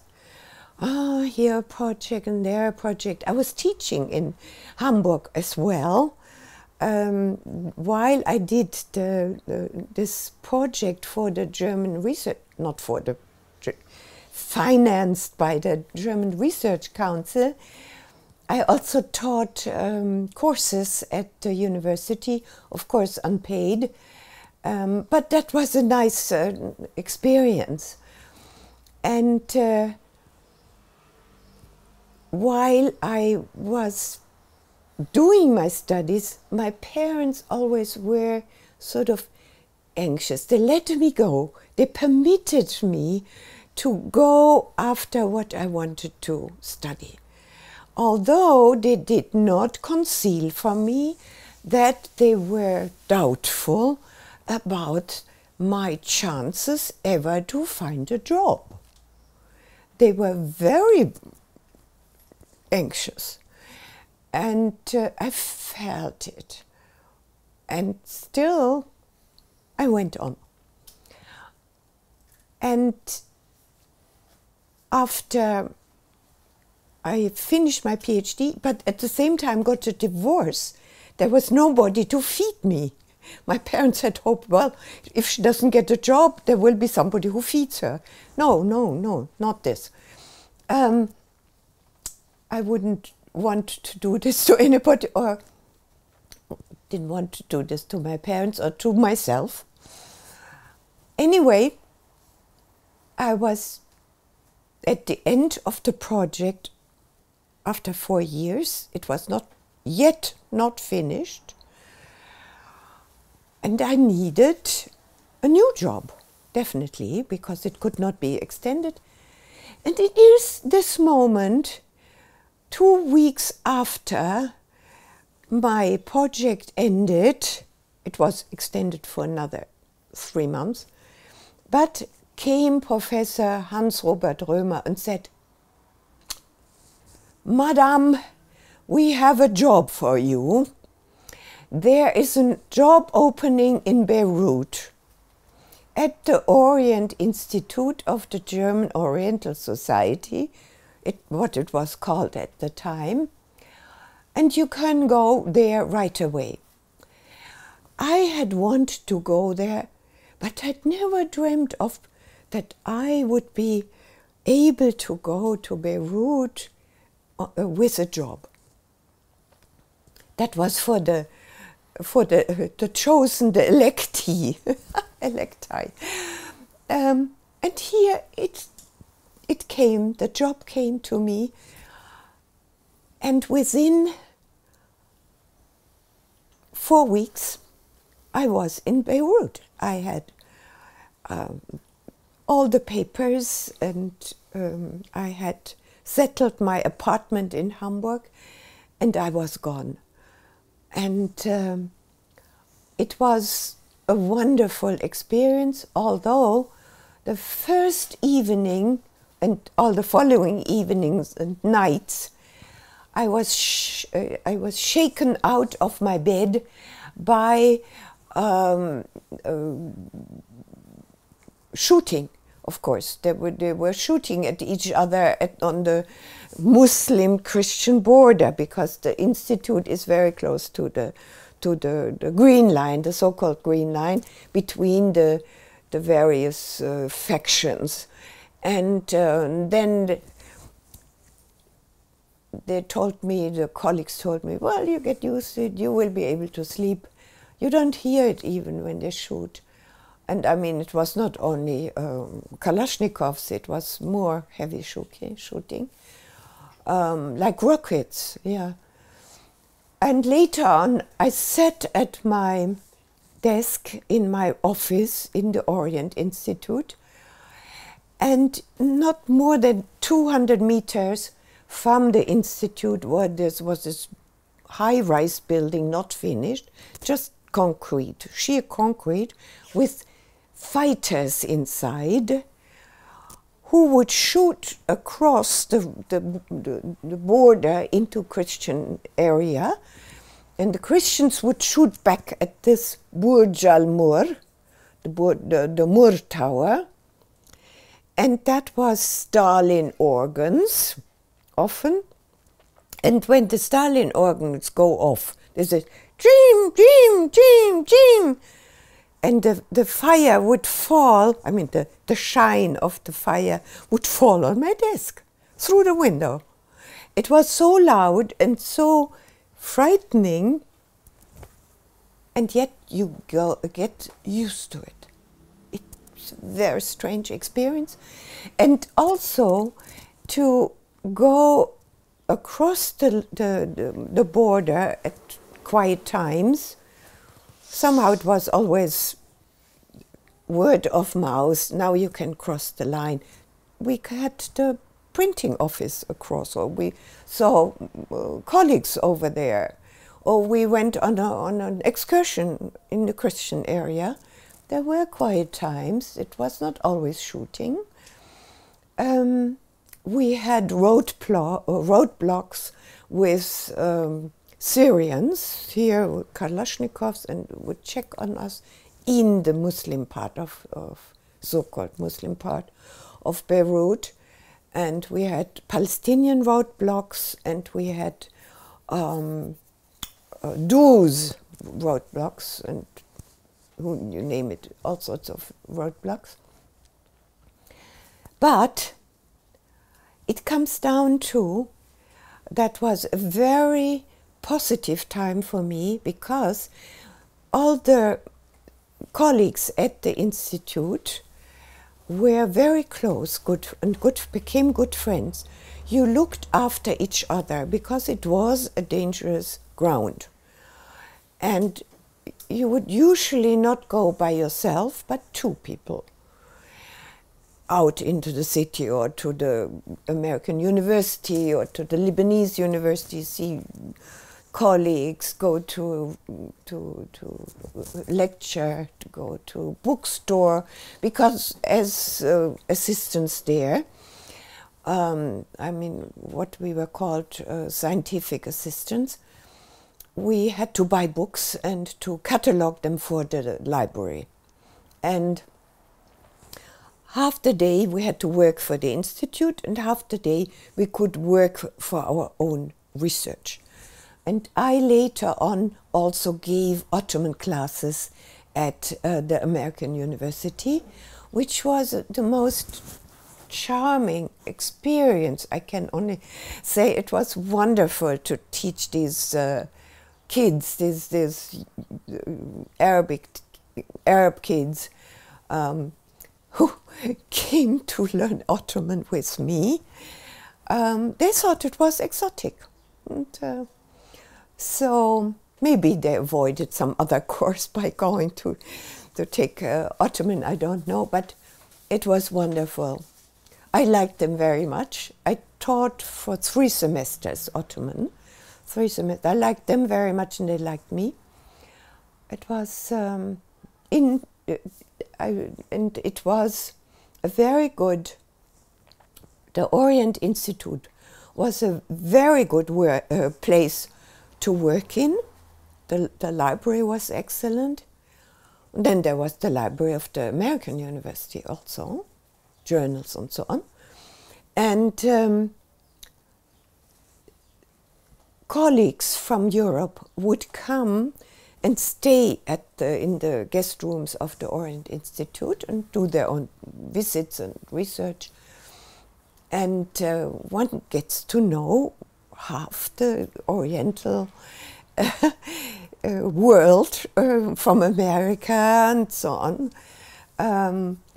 there, because they come and give a talk or do their research. So I made many acquaintances, and that was very positive and very nice to make all these acquaintances of international Near East scholars. And even students, and also students, of course, who did their studies for their PhDs or did internships to improve their Arabic. So it was a turning point, and I finished my docentliche These, which is the Devatul Meshaich, and handed it in at Freiburg University in 1980. And then it was read. The committee was formed by Professor Hans-Robert Römer, Erika Klassen, who later became a colleague in the Beirut Orient Institute, and she later also became a director of the Orient Institute Beirut and then Istanbul. And Werner Ende, who was also in Freiburg at the time still. So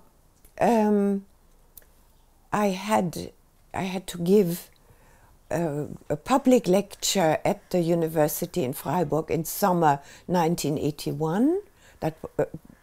That was part of the procedure. It's like an exam that you can publicly teach. And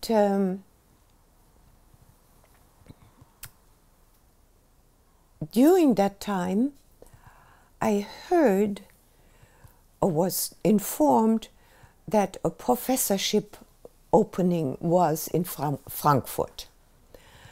And I thought, my goodness, a professorship in Frankfurt. And I am still a young researcher. how could I do it? And what happened? Professor Hans-Robert Römer called me in Beirut and said, Madame, you apply for that professorship in Frankfurt. I did. And there were a number of rivals for the job. They took me. And I couldn't believe it.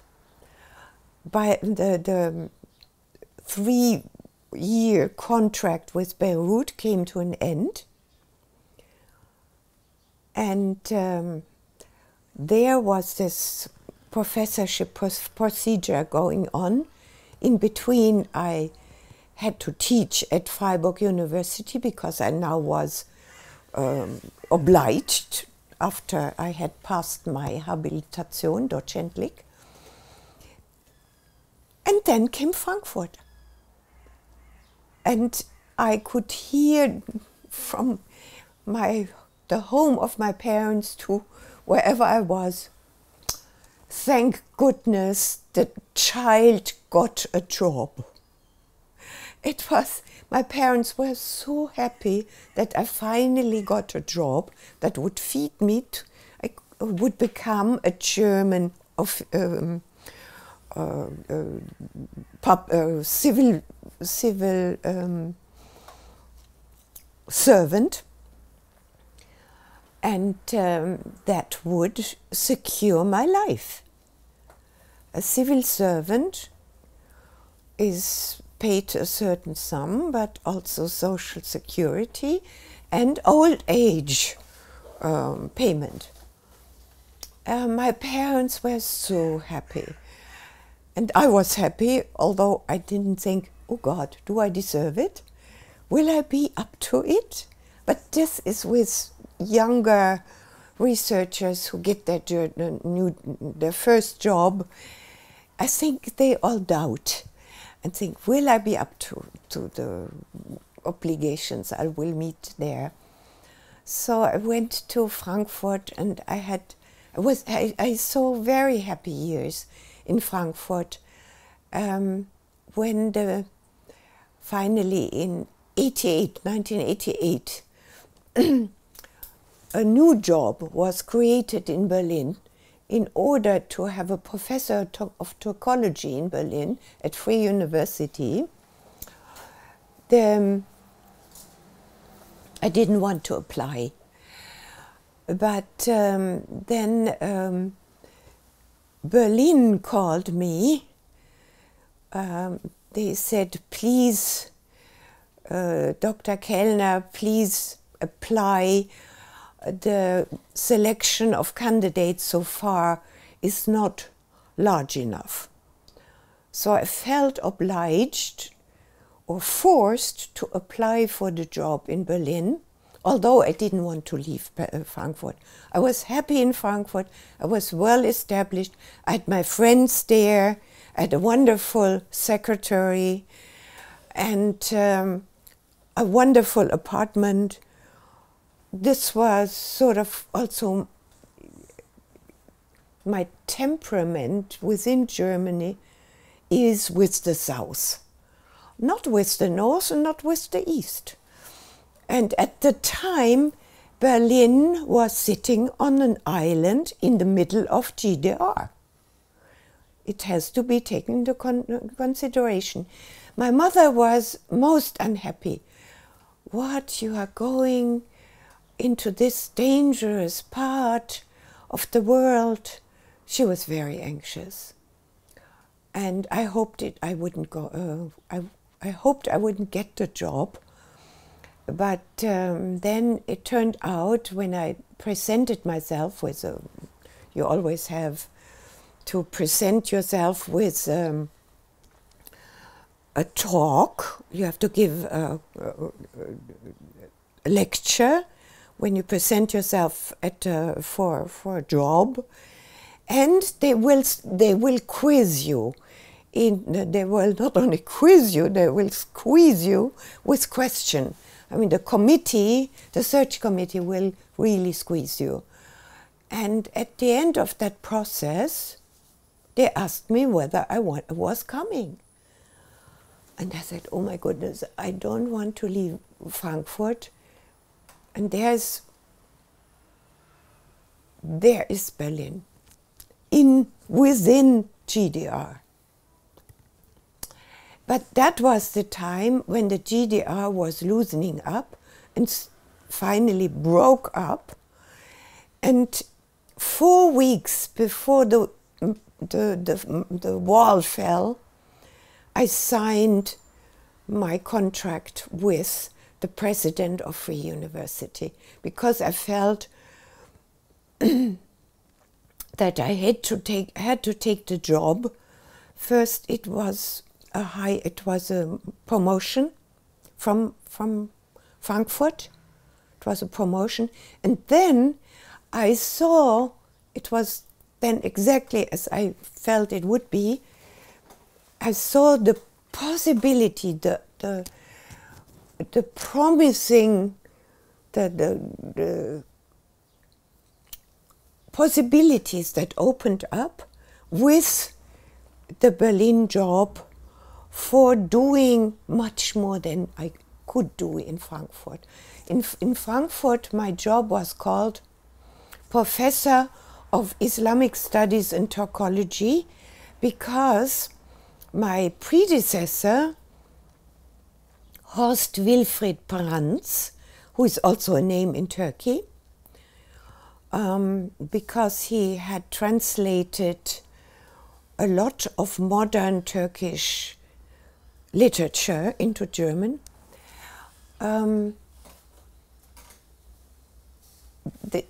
The job was not well placed within the faculty, the department. It was very little money for the department. And in Berlin, it was clear that I would have more people with me. I would have a huge budget, and there was a promise that I could do my own institute. And that would permit me to bring people to Berlin and find new people and really do Türkology in the sense of general Türkology. Have these people, and myself, I would do Ottoman studies, that is philology, with a historical focus, and Central Asian studies. By all means, I wanted to do Central Asian studies since my Bloomington days. So the wall fell, and a year later, Germany was reunited, and Berlin was reunited, and I went to, in September 1990, I went to Berlin, found an apartment, and started to teach. And brought my books and my things from Frankfurt in 1991. And in spring 1991, the first people came. I saw that I now could apply to the dean and agree with the other professors that I could do my own institute. And the Institute of Islamic Studies was quite happy to have me outside, do my own thing. And in this way, I've found a wonderful team, and we set out and started a library, and we started contacts with Tatarstan, Bashkortostan, Uzbekistan, Moscow, and Azerbaijan, we right away started contacts with the former Soviet Union, the parts of the former Soviet Union. And since with me came Margarete Ersen-Rasch, who was a language genius, Turkic language genius. She started to teach different Turkish languages. And then we had Marek Starowski from Krakow, who did the Türkoloji part, that is linguistics of Turkic languages. And so since now, all of a sudden, the Iron Curtain had fallen down, and we could reach out into the true area of Türkoloji. We said, yes, yes, Turkey is all right, Ottoman studies is all right, we'll do it, yes. But now let's go into this traditional country of Türkoloji and see the colleagues and see the sites. And we started doing excursions into Central Asia. The students went on student exchange, or they got themselves DAAD, German exchange service for students and professors. They got themselves fellowships to go to Uzbekistan, to Kyrgyzstan, to Bashkortostan, Tatarstan, Moscow, St. Petersburg. And the sheer freedom of the mind, of the aims, of what you could achieve, what you could want and achieve, was incredible. Because at the same time, we also got project money to do exchanges with professors in Kazan and Ufa and Tashkent, who would come and teach in our institute, and we could send people to them, and there was money for them, and there was money for traveling for us as well.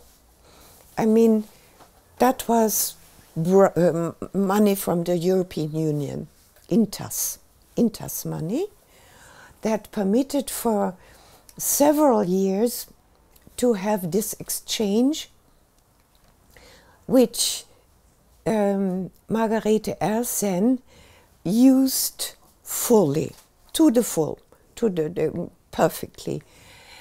She published later a grammar for learners in Tatar, and a grammar for learners in Bashkir.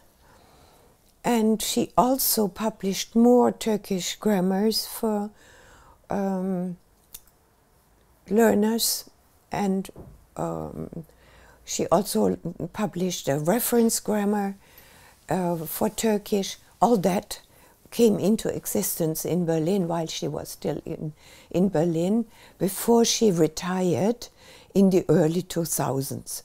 And then her successor became one of our students, Ayşe Tetik. She was one of our students. But the background was similar to my start in Frankfurt, where the professorship and it was not only professorship, it was also a secretary, it was an assistant and a library, but had been more or less out of work or out of function. Before I came in Frankfurt, I had to re-establish the institute. It was moribund when I came to Frankfurt. And when I came to Berlin, there was nothing. We started from scratch. Although in Islamic studies there was a professor who sometimes did courses on modern Turkish literature and modern Turkey. But he was completely eaten up by the, I have to say, the Islamic Studies department. So a new thing with the students were waiting for new things to do at Free University. It was a very good start because we could offer new things. And we had then, since there was in the beginning, at least until the mid 1990s, until reunion of Germany became so expensive that university budgets were also cut down.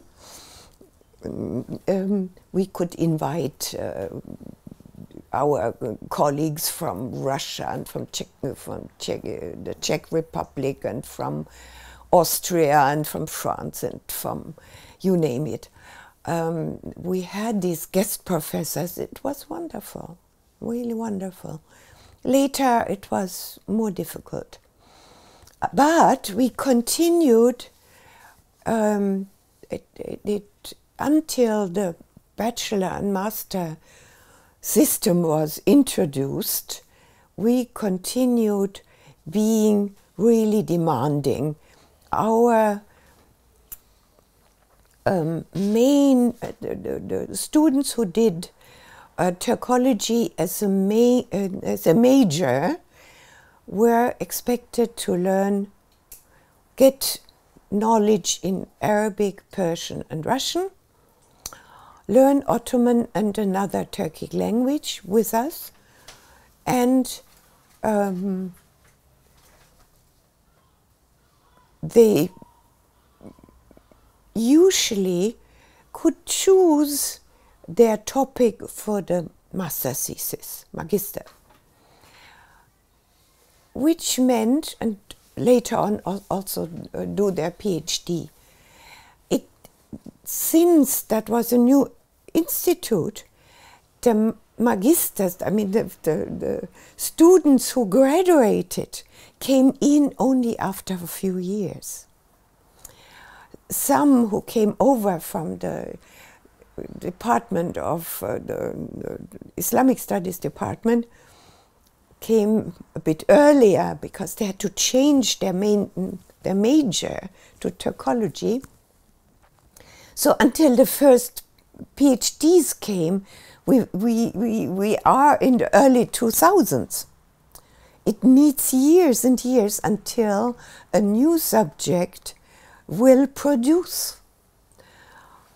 And in this case, produce experts, young experts. So I'm glad we had young experts, also many young people with a Turkish background, and a number of people, young people with a PhD with a Turkish background. I'm very happy about that. And then the first who got his habilitation with us, no, the first, I must mention this is important. The first who got a PhD in our institute, but had not studied in the institute because he had studied in other places, was Gottfried Hagen, who later then moved on to become a professor at the University of Michigan, in Ann Arbor. And the first person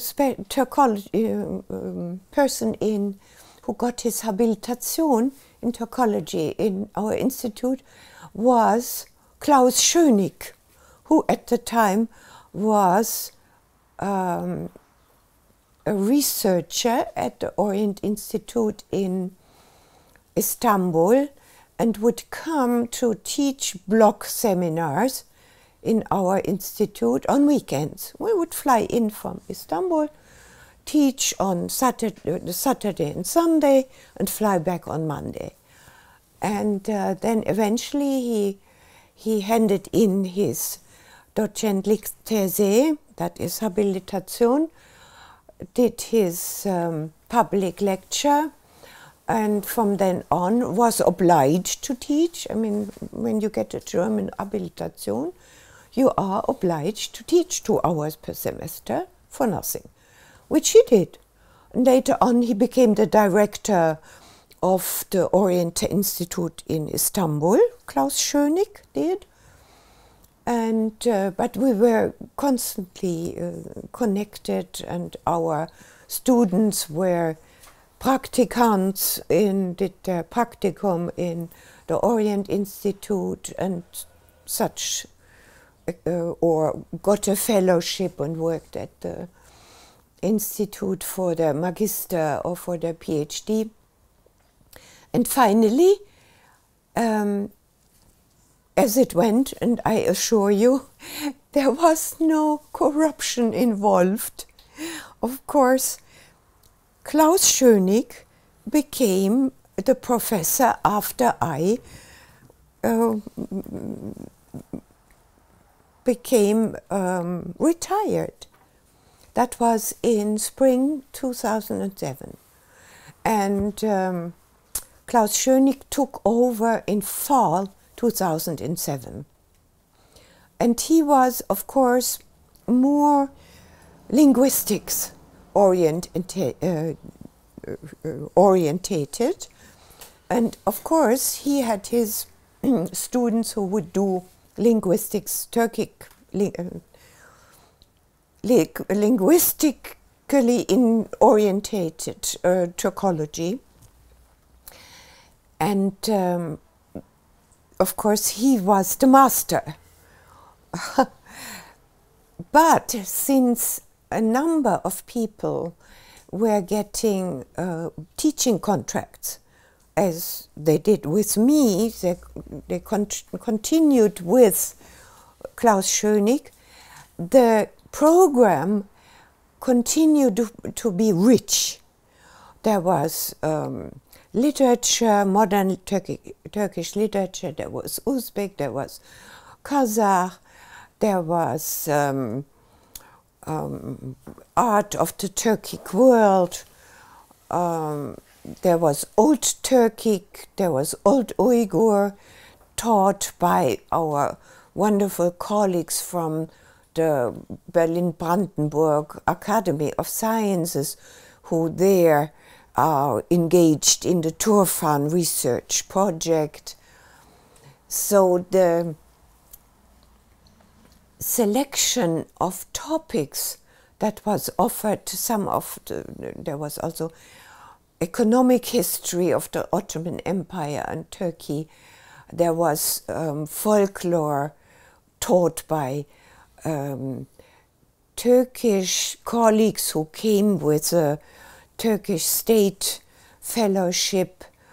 There was a very rich program in my years, and also with Klaus Schönig. And only when the master program really became very fixed and sort of the framework that was organized together with our neighbor institutes, there was not so much freedom to teach whatever you thought necessary. No, you were expected to work in the framework of the neighboring institutes: Arabic studies, Iranian studies, Semitic studies, and Islamic studies. These together did the program. I think it was sort of coming to from a wide variety of topics offered within the disciplines the Turkic world of knowledge and research can offer.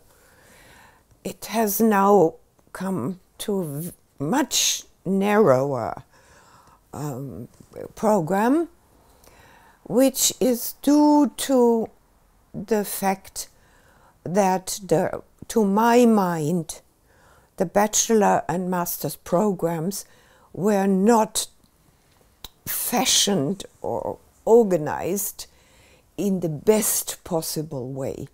They were fashioned in a somewhat pedestrian way. They imitated the American programs without their generosity and the money that goes with it. Now, of course, there was a new effort to boost the situation of German universities in the world with the program of excellent universities in Germany, which poured money into a number of big universities. Now this program, state program, is over, and the humanities have to fight again. So has Türkologie in Berlin, and Central Asian Studies at Humboldt University in Berlin, and many other universities are fighting for positions, for money, for the secretaries are being cut back, the money for libraries is being cut back, trips, support for conferences, research trips is disappeared like smoke in the air, unfortunately. But it needs to be said that Berlin is still in a good situation because it has very rich libraries. It has all these archives. It has 3 big universities, Humboldt Technical University and Free University, and many smaller, they call themselves university, but they are rather colleges for special disciplines. And they have of course, there's the government, and they establish think tanks. So it's international. People like to come there.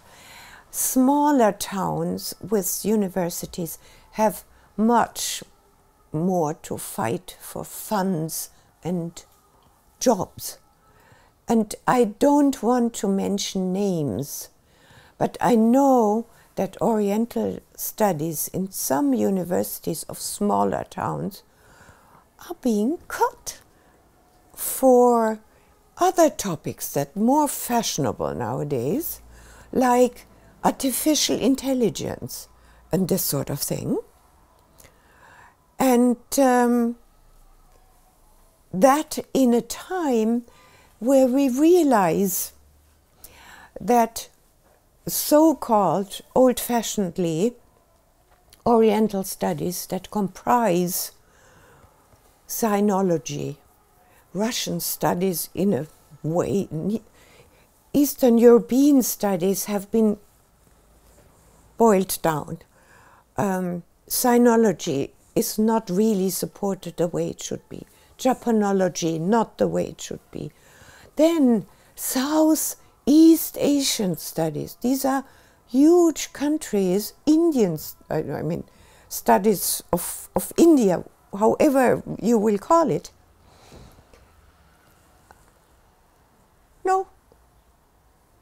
No, in times like these, where we realize that we are all interdependent, we need Central Asia. It's out of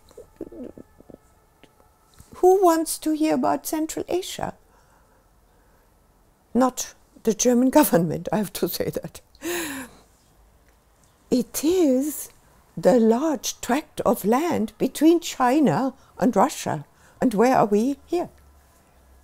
It is very important that we deal with Central Asia, that we deal with Turkey, that we deal with the Near East, and don't cut it down, that we deal with India, China, and Southeast Asia.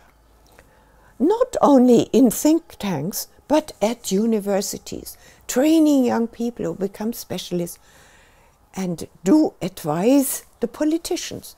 Politicians are sort of reluctant to hear the specialists, I'm sorry to say.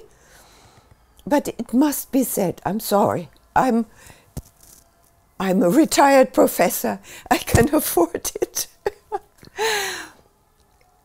And I learned how important Central Asia is in Bloomington, Indiana, when I was a student of Professor Dennis Seiner and his colleagues. This large department, which today still is a large department with a wonderful program related to all this, to Tibet, Mongolia, Central Asia, and the Uralic world as well. And this qualified me for a person I really respect very much and learn to estimate very much, is Jacob Landau. I had met him at conferences before he came to our institute in Berlin in 1995. And he's a very polite, gentleman-like, soft-spoken, but very strong here. He has this marvelous memory and this organized head, which is internationally appreciated. He comes to our institute, and in the course of our talk, I felt very flattered.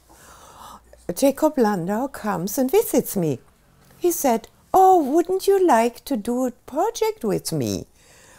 And the project would be funded by the German-Israeli Research Council, or a foundation for the support of research.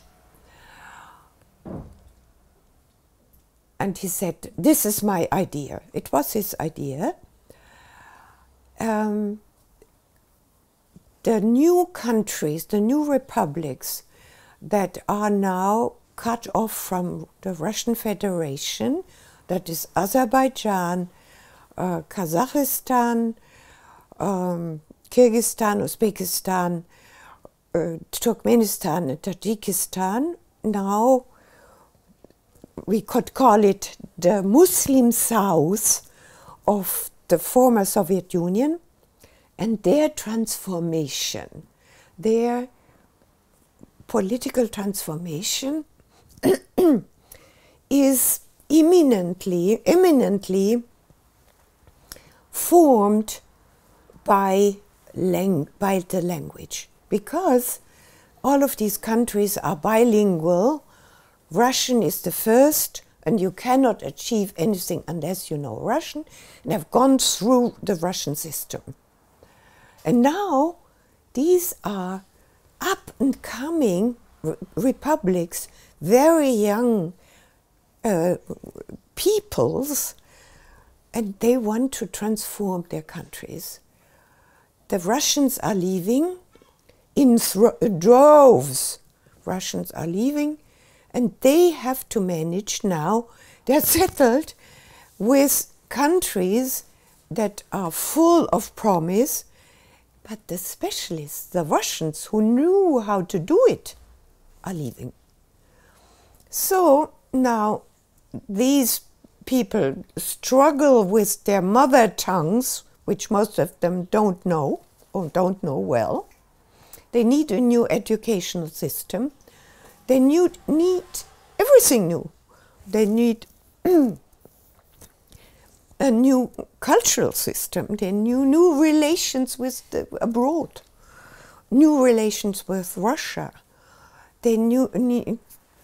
So let's research a part of this transformation, which is unprecedented. This transformation with these neighbors who don't all like each other too much. I was so pleased. It fell on fertile ground in my head and in my thinking, and we worked out the application together, because he's the political science person and I'm the historian of Central Asia. So we were really a good team, and we were going to have assistant researchers, one in Berlin, one in Jerusalem, and in each of these countries, who would send us material, and mainly newspapers and journals in each of the country in the language, the local language. And we got the project. And the first trip we did to Central Asia was in 1997. We got the job in the project in 1996, and it lasted for 3 years until 99. And we did 2 trips, one to find our local assistants, which was also a very interesting experience, and also because we went to the Academy of Science in each country. We collected books on the languages. We talked to people. We went to the universities. We collected political grey literature. It was field work. It was field work. Only, it needs to be said, the money was for 4 weeks for the 2 of us. We traveled, and it must be said, in 97, it was still quite modest everywhere where we came. They were not catering to tourists. In 98, it had already, we went again in 98, and in between we met in Berlin and in Jerusalem to work on the text of our book. Because from the beginning we produced text, and then we added text from our reading of the material that came in. The book, then we had, the money ended for our assistants in 99. We worked on our own money, I mean, on our salaries, and had fellowships for our trips to Jerusalem and Berlin from our own universities. And the book was finished in summer 2000. And I must mention here that my assistant in Berlin, she's a specialist of East European history and Central Asian history, knowing Uzbek and knowing Russian, Her name is Brigitte Heuer, and she was a wonderful companion in Brigitte Heuer, a wonderful companion in producing one chapter after the other, because the chapter sort of were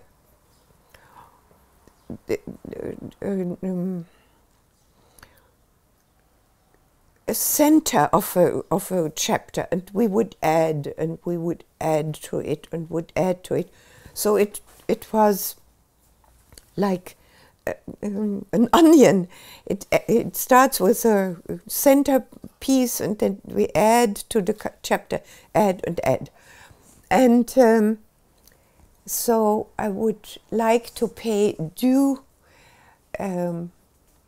thanks to this companion in producing the book, while Jacob Landau was producing in his own right, also being supported by his assistant in Jerusalem. And we give credit to these colleagues in our book, which then came out in 2001 in London and in Ann Arbor.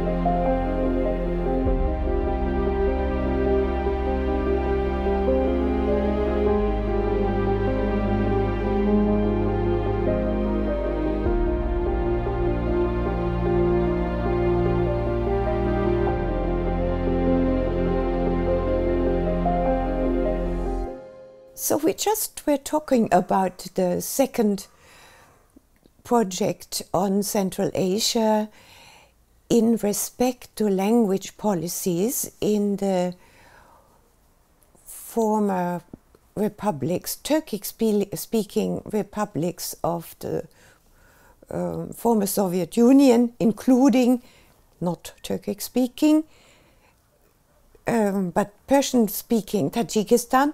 But one needs to consider that in Tajikistan you have important Turkic-speaking. You have Turkic, Uzbek speakers, Kyrgyz speakers. So we included Tajikistan for that. This book came out in 2011, again in London, and it was also translated into Russian, came out in Moscow. And this was my last trip with Jacob Landau. He said, I've been all over the world. He liked to travel, and he was a guest professor in, I wouldn't know where he wasn't a guest professor. He said, I've never been in Russia and I've never been in Moscow. Let's go and give a talk on our new book. The presentation of the Russian translation of our second book on language policy in Central Asia. That is the successor book to what had been going on to 2000, from 2000 to the present. And so this was our last trip, and I must say he died in 2020, and it's a great loss. Now, I should also talk about other people who I worked with. That is, I also already mentioned György Hazai, who invited me to not only participate in the bibliography. I had been working in Istanbul and later on in Frankfurt, but to support him and Andreas Tietze, professor, very famous professor in Vienna and in Los Angeles before that and in Turkey before that, to do an annual bibliography of Turkish and Ottoman studies by collecting new publications in German, and sending it to them. The title, when it came out, the pages, and so on.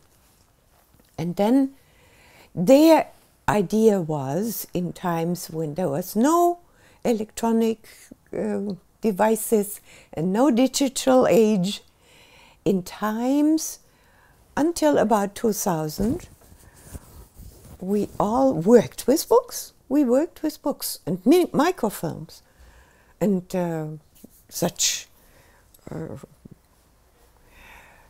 materials to bring out a running bibliography, that is every year a bibliography of Turkish and Ottoman studies related publications all over the world.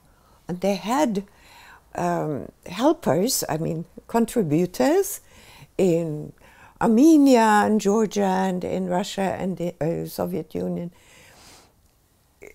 America, India. I mean, it was supposed to be international, covering linguistics, literature, history, folklore, art. I think so, yeah. And later on also new publications in the linguistics field from the former Soviet sphere. I was invited in 1975 and I remained a member until the last volume of this enterprise, which was called Türkologischer Anzeiger, Türkology Annual, was finished. I mean, we ended it because the digital age makes printed bibliographies superfluous. This was finally our decision. We said, no point in printing bibliographies. We cannot be as quick as the internet is, or the digital libraries are, or the university libraries when they have e-books and e-journals. There's no point in this. Although many people prefer books or journals in paper and handle this. I do. The way we work today is so much changed. Within 2 or 3 decades, it's simply breathtaking. Nobody could have thought of this, that the computers would permit to get the information from a publishing house within days, and we can put it into our work. And even when we pay or some other device is helping us read it on our computer. The change in working condition is fundamental. It's maybe not like Gutenberg's invention of the movable letters, but it is a fundamental change for anybody in the humanities, of course also in the other fields and disciplines, but I'm speaking about the humanities, and the humanities now can work with manuscripts that are online and with archival material that's online or can be ordered online. You can, it's being brought to your house, to your laptop. It is amazing. Or think of dictionaries. The dictionaries you have now online are better than anything that is printed in your shelf. Although I still prefer online printed dictionaries. But the young people, the students prefer the dictionaries that they can use in their laptop. So this was another very time-consuming and very also time-consuming project and cooperation with other colleagues. This Türkologische Anzeiger, Türkology annual, which György Hazai handed on to a Hungarian colleague and myself and another person, and we decided we'll stop it. We said, not in the digital age, nobody will do it. The cooperation is no longer coming forth. People go into the internet and they find their material there. It's nobody will do this time-consuming job. So this is a wonderful tool. We know that Ottomanists and Türkologists of the 70s, 80s, 90s, 2000s were waiting for the volumes of Türkologische Anzeiger to see what has come out, what is new. It was very useful. But there are tools that their usefulness ends. Also, now we have many journals that come online. The Archivum Ottomanicum, which Pal Fodor in Budapest and I are the editors in chief of since 2016, when György Hazai handed the editorship over to us. We find that it is a great responsibility to direct a journal. György Hazai had been directing it after Tibor Halaşikon, who was a professor in Turkey and later in New York University. Hazai directed it from 1996 till he handed it over to us. And I must say, it is not easy to direct a journal, but we need journals. Of course we need journals. In what form, that will the future decide, of course. And a final word maybe, which I'm very much involved to this day, is Altaic studies. I have to say that. From my Bloomington years till this day, I'm very much indebted to, in a spiritual way, also sentimental way, to the people who form the international crowd that goes to the annual meetings called Annual Meeting of the Permanent International Altaistic Conference, in short, PIAC, which was founded in 1957 by Walter Heissig, the famous Mongolist in Bonn, and later he became the first secretary of this more or less loose community of people, of like-minded people who thought there is no international conference that gears to Turkology, Mongol studies, Manchu studies, under the heading of Altaic studies, Altaic family, language family.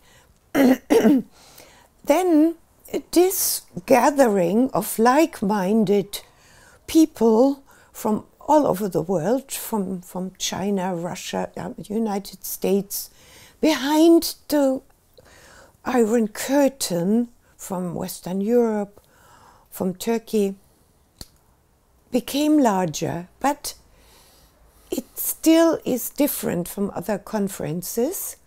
It met annually, most of the time from 1962 to 2007, under the guidance of Professor Dennis Seinor, who that was his baby. The PIAC meeting, international meeting of PIAC who come together, talk, drink wine, have fun, go on excursions and exchange scholarly information. Wherever this meeting was held, in Napoli, in Bonn, in Bloomington, in Taiwan, in Alma-Ata, still called, in Moscow, in Vladivostok, in Inner Mongolia, in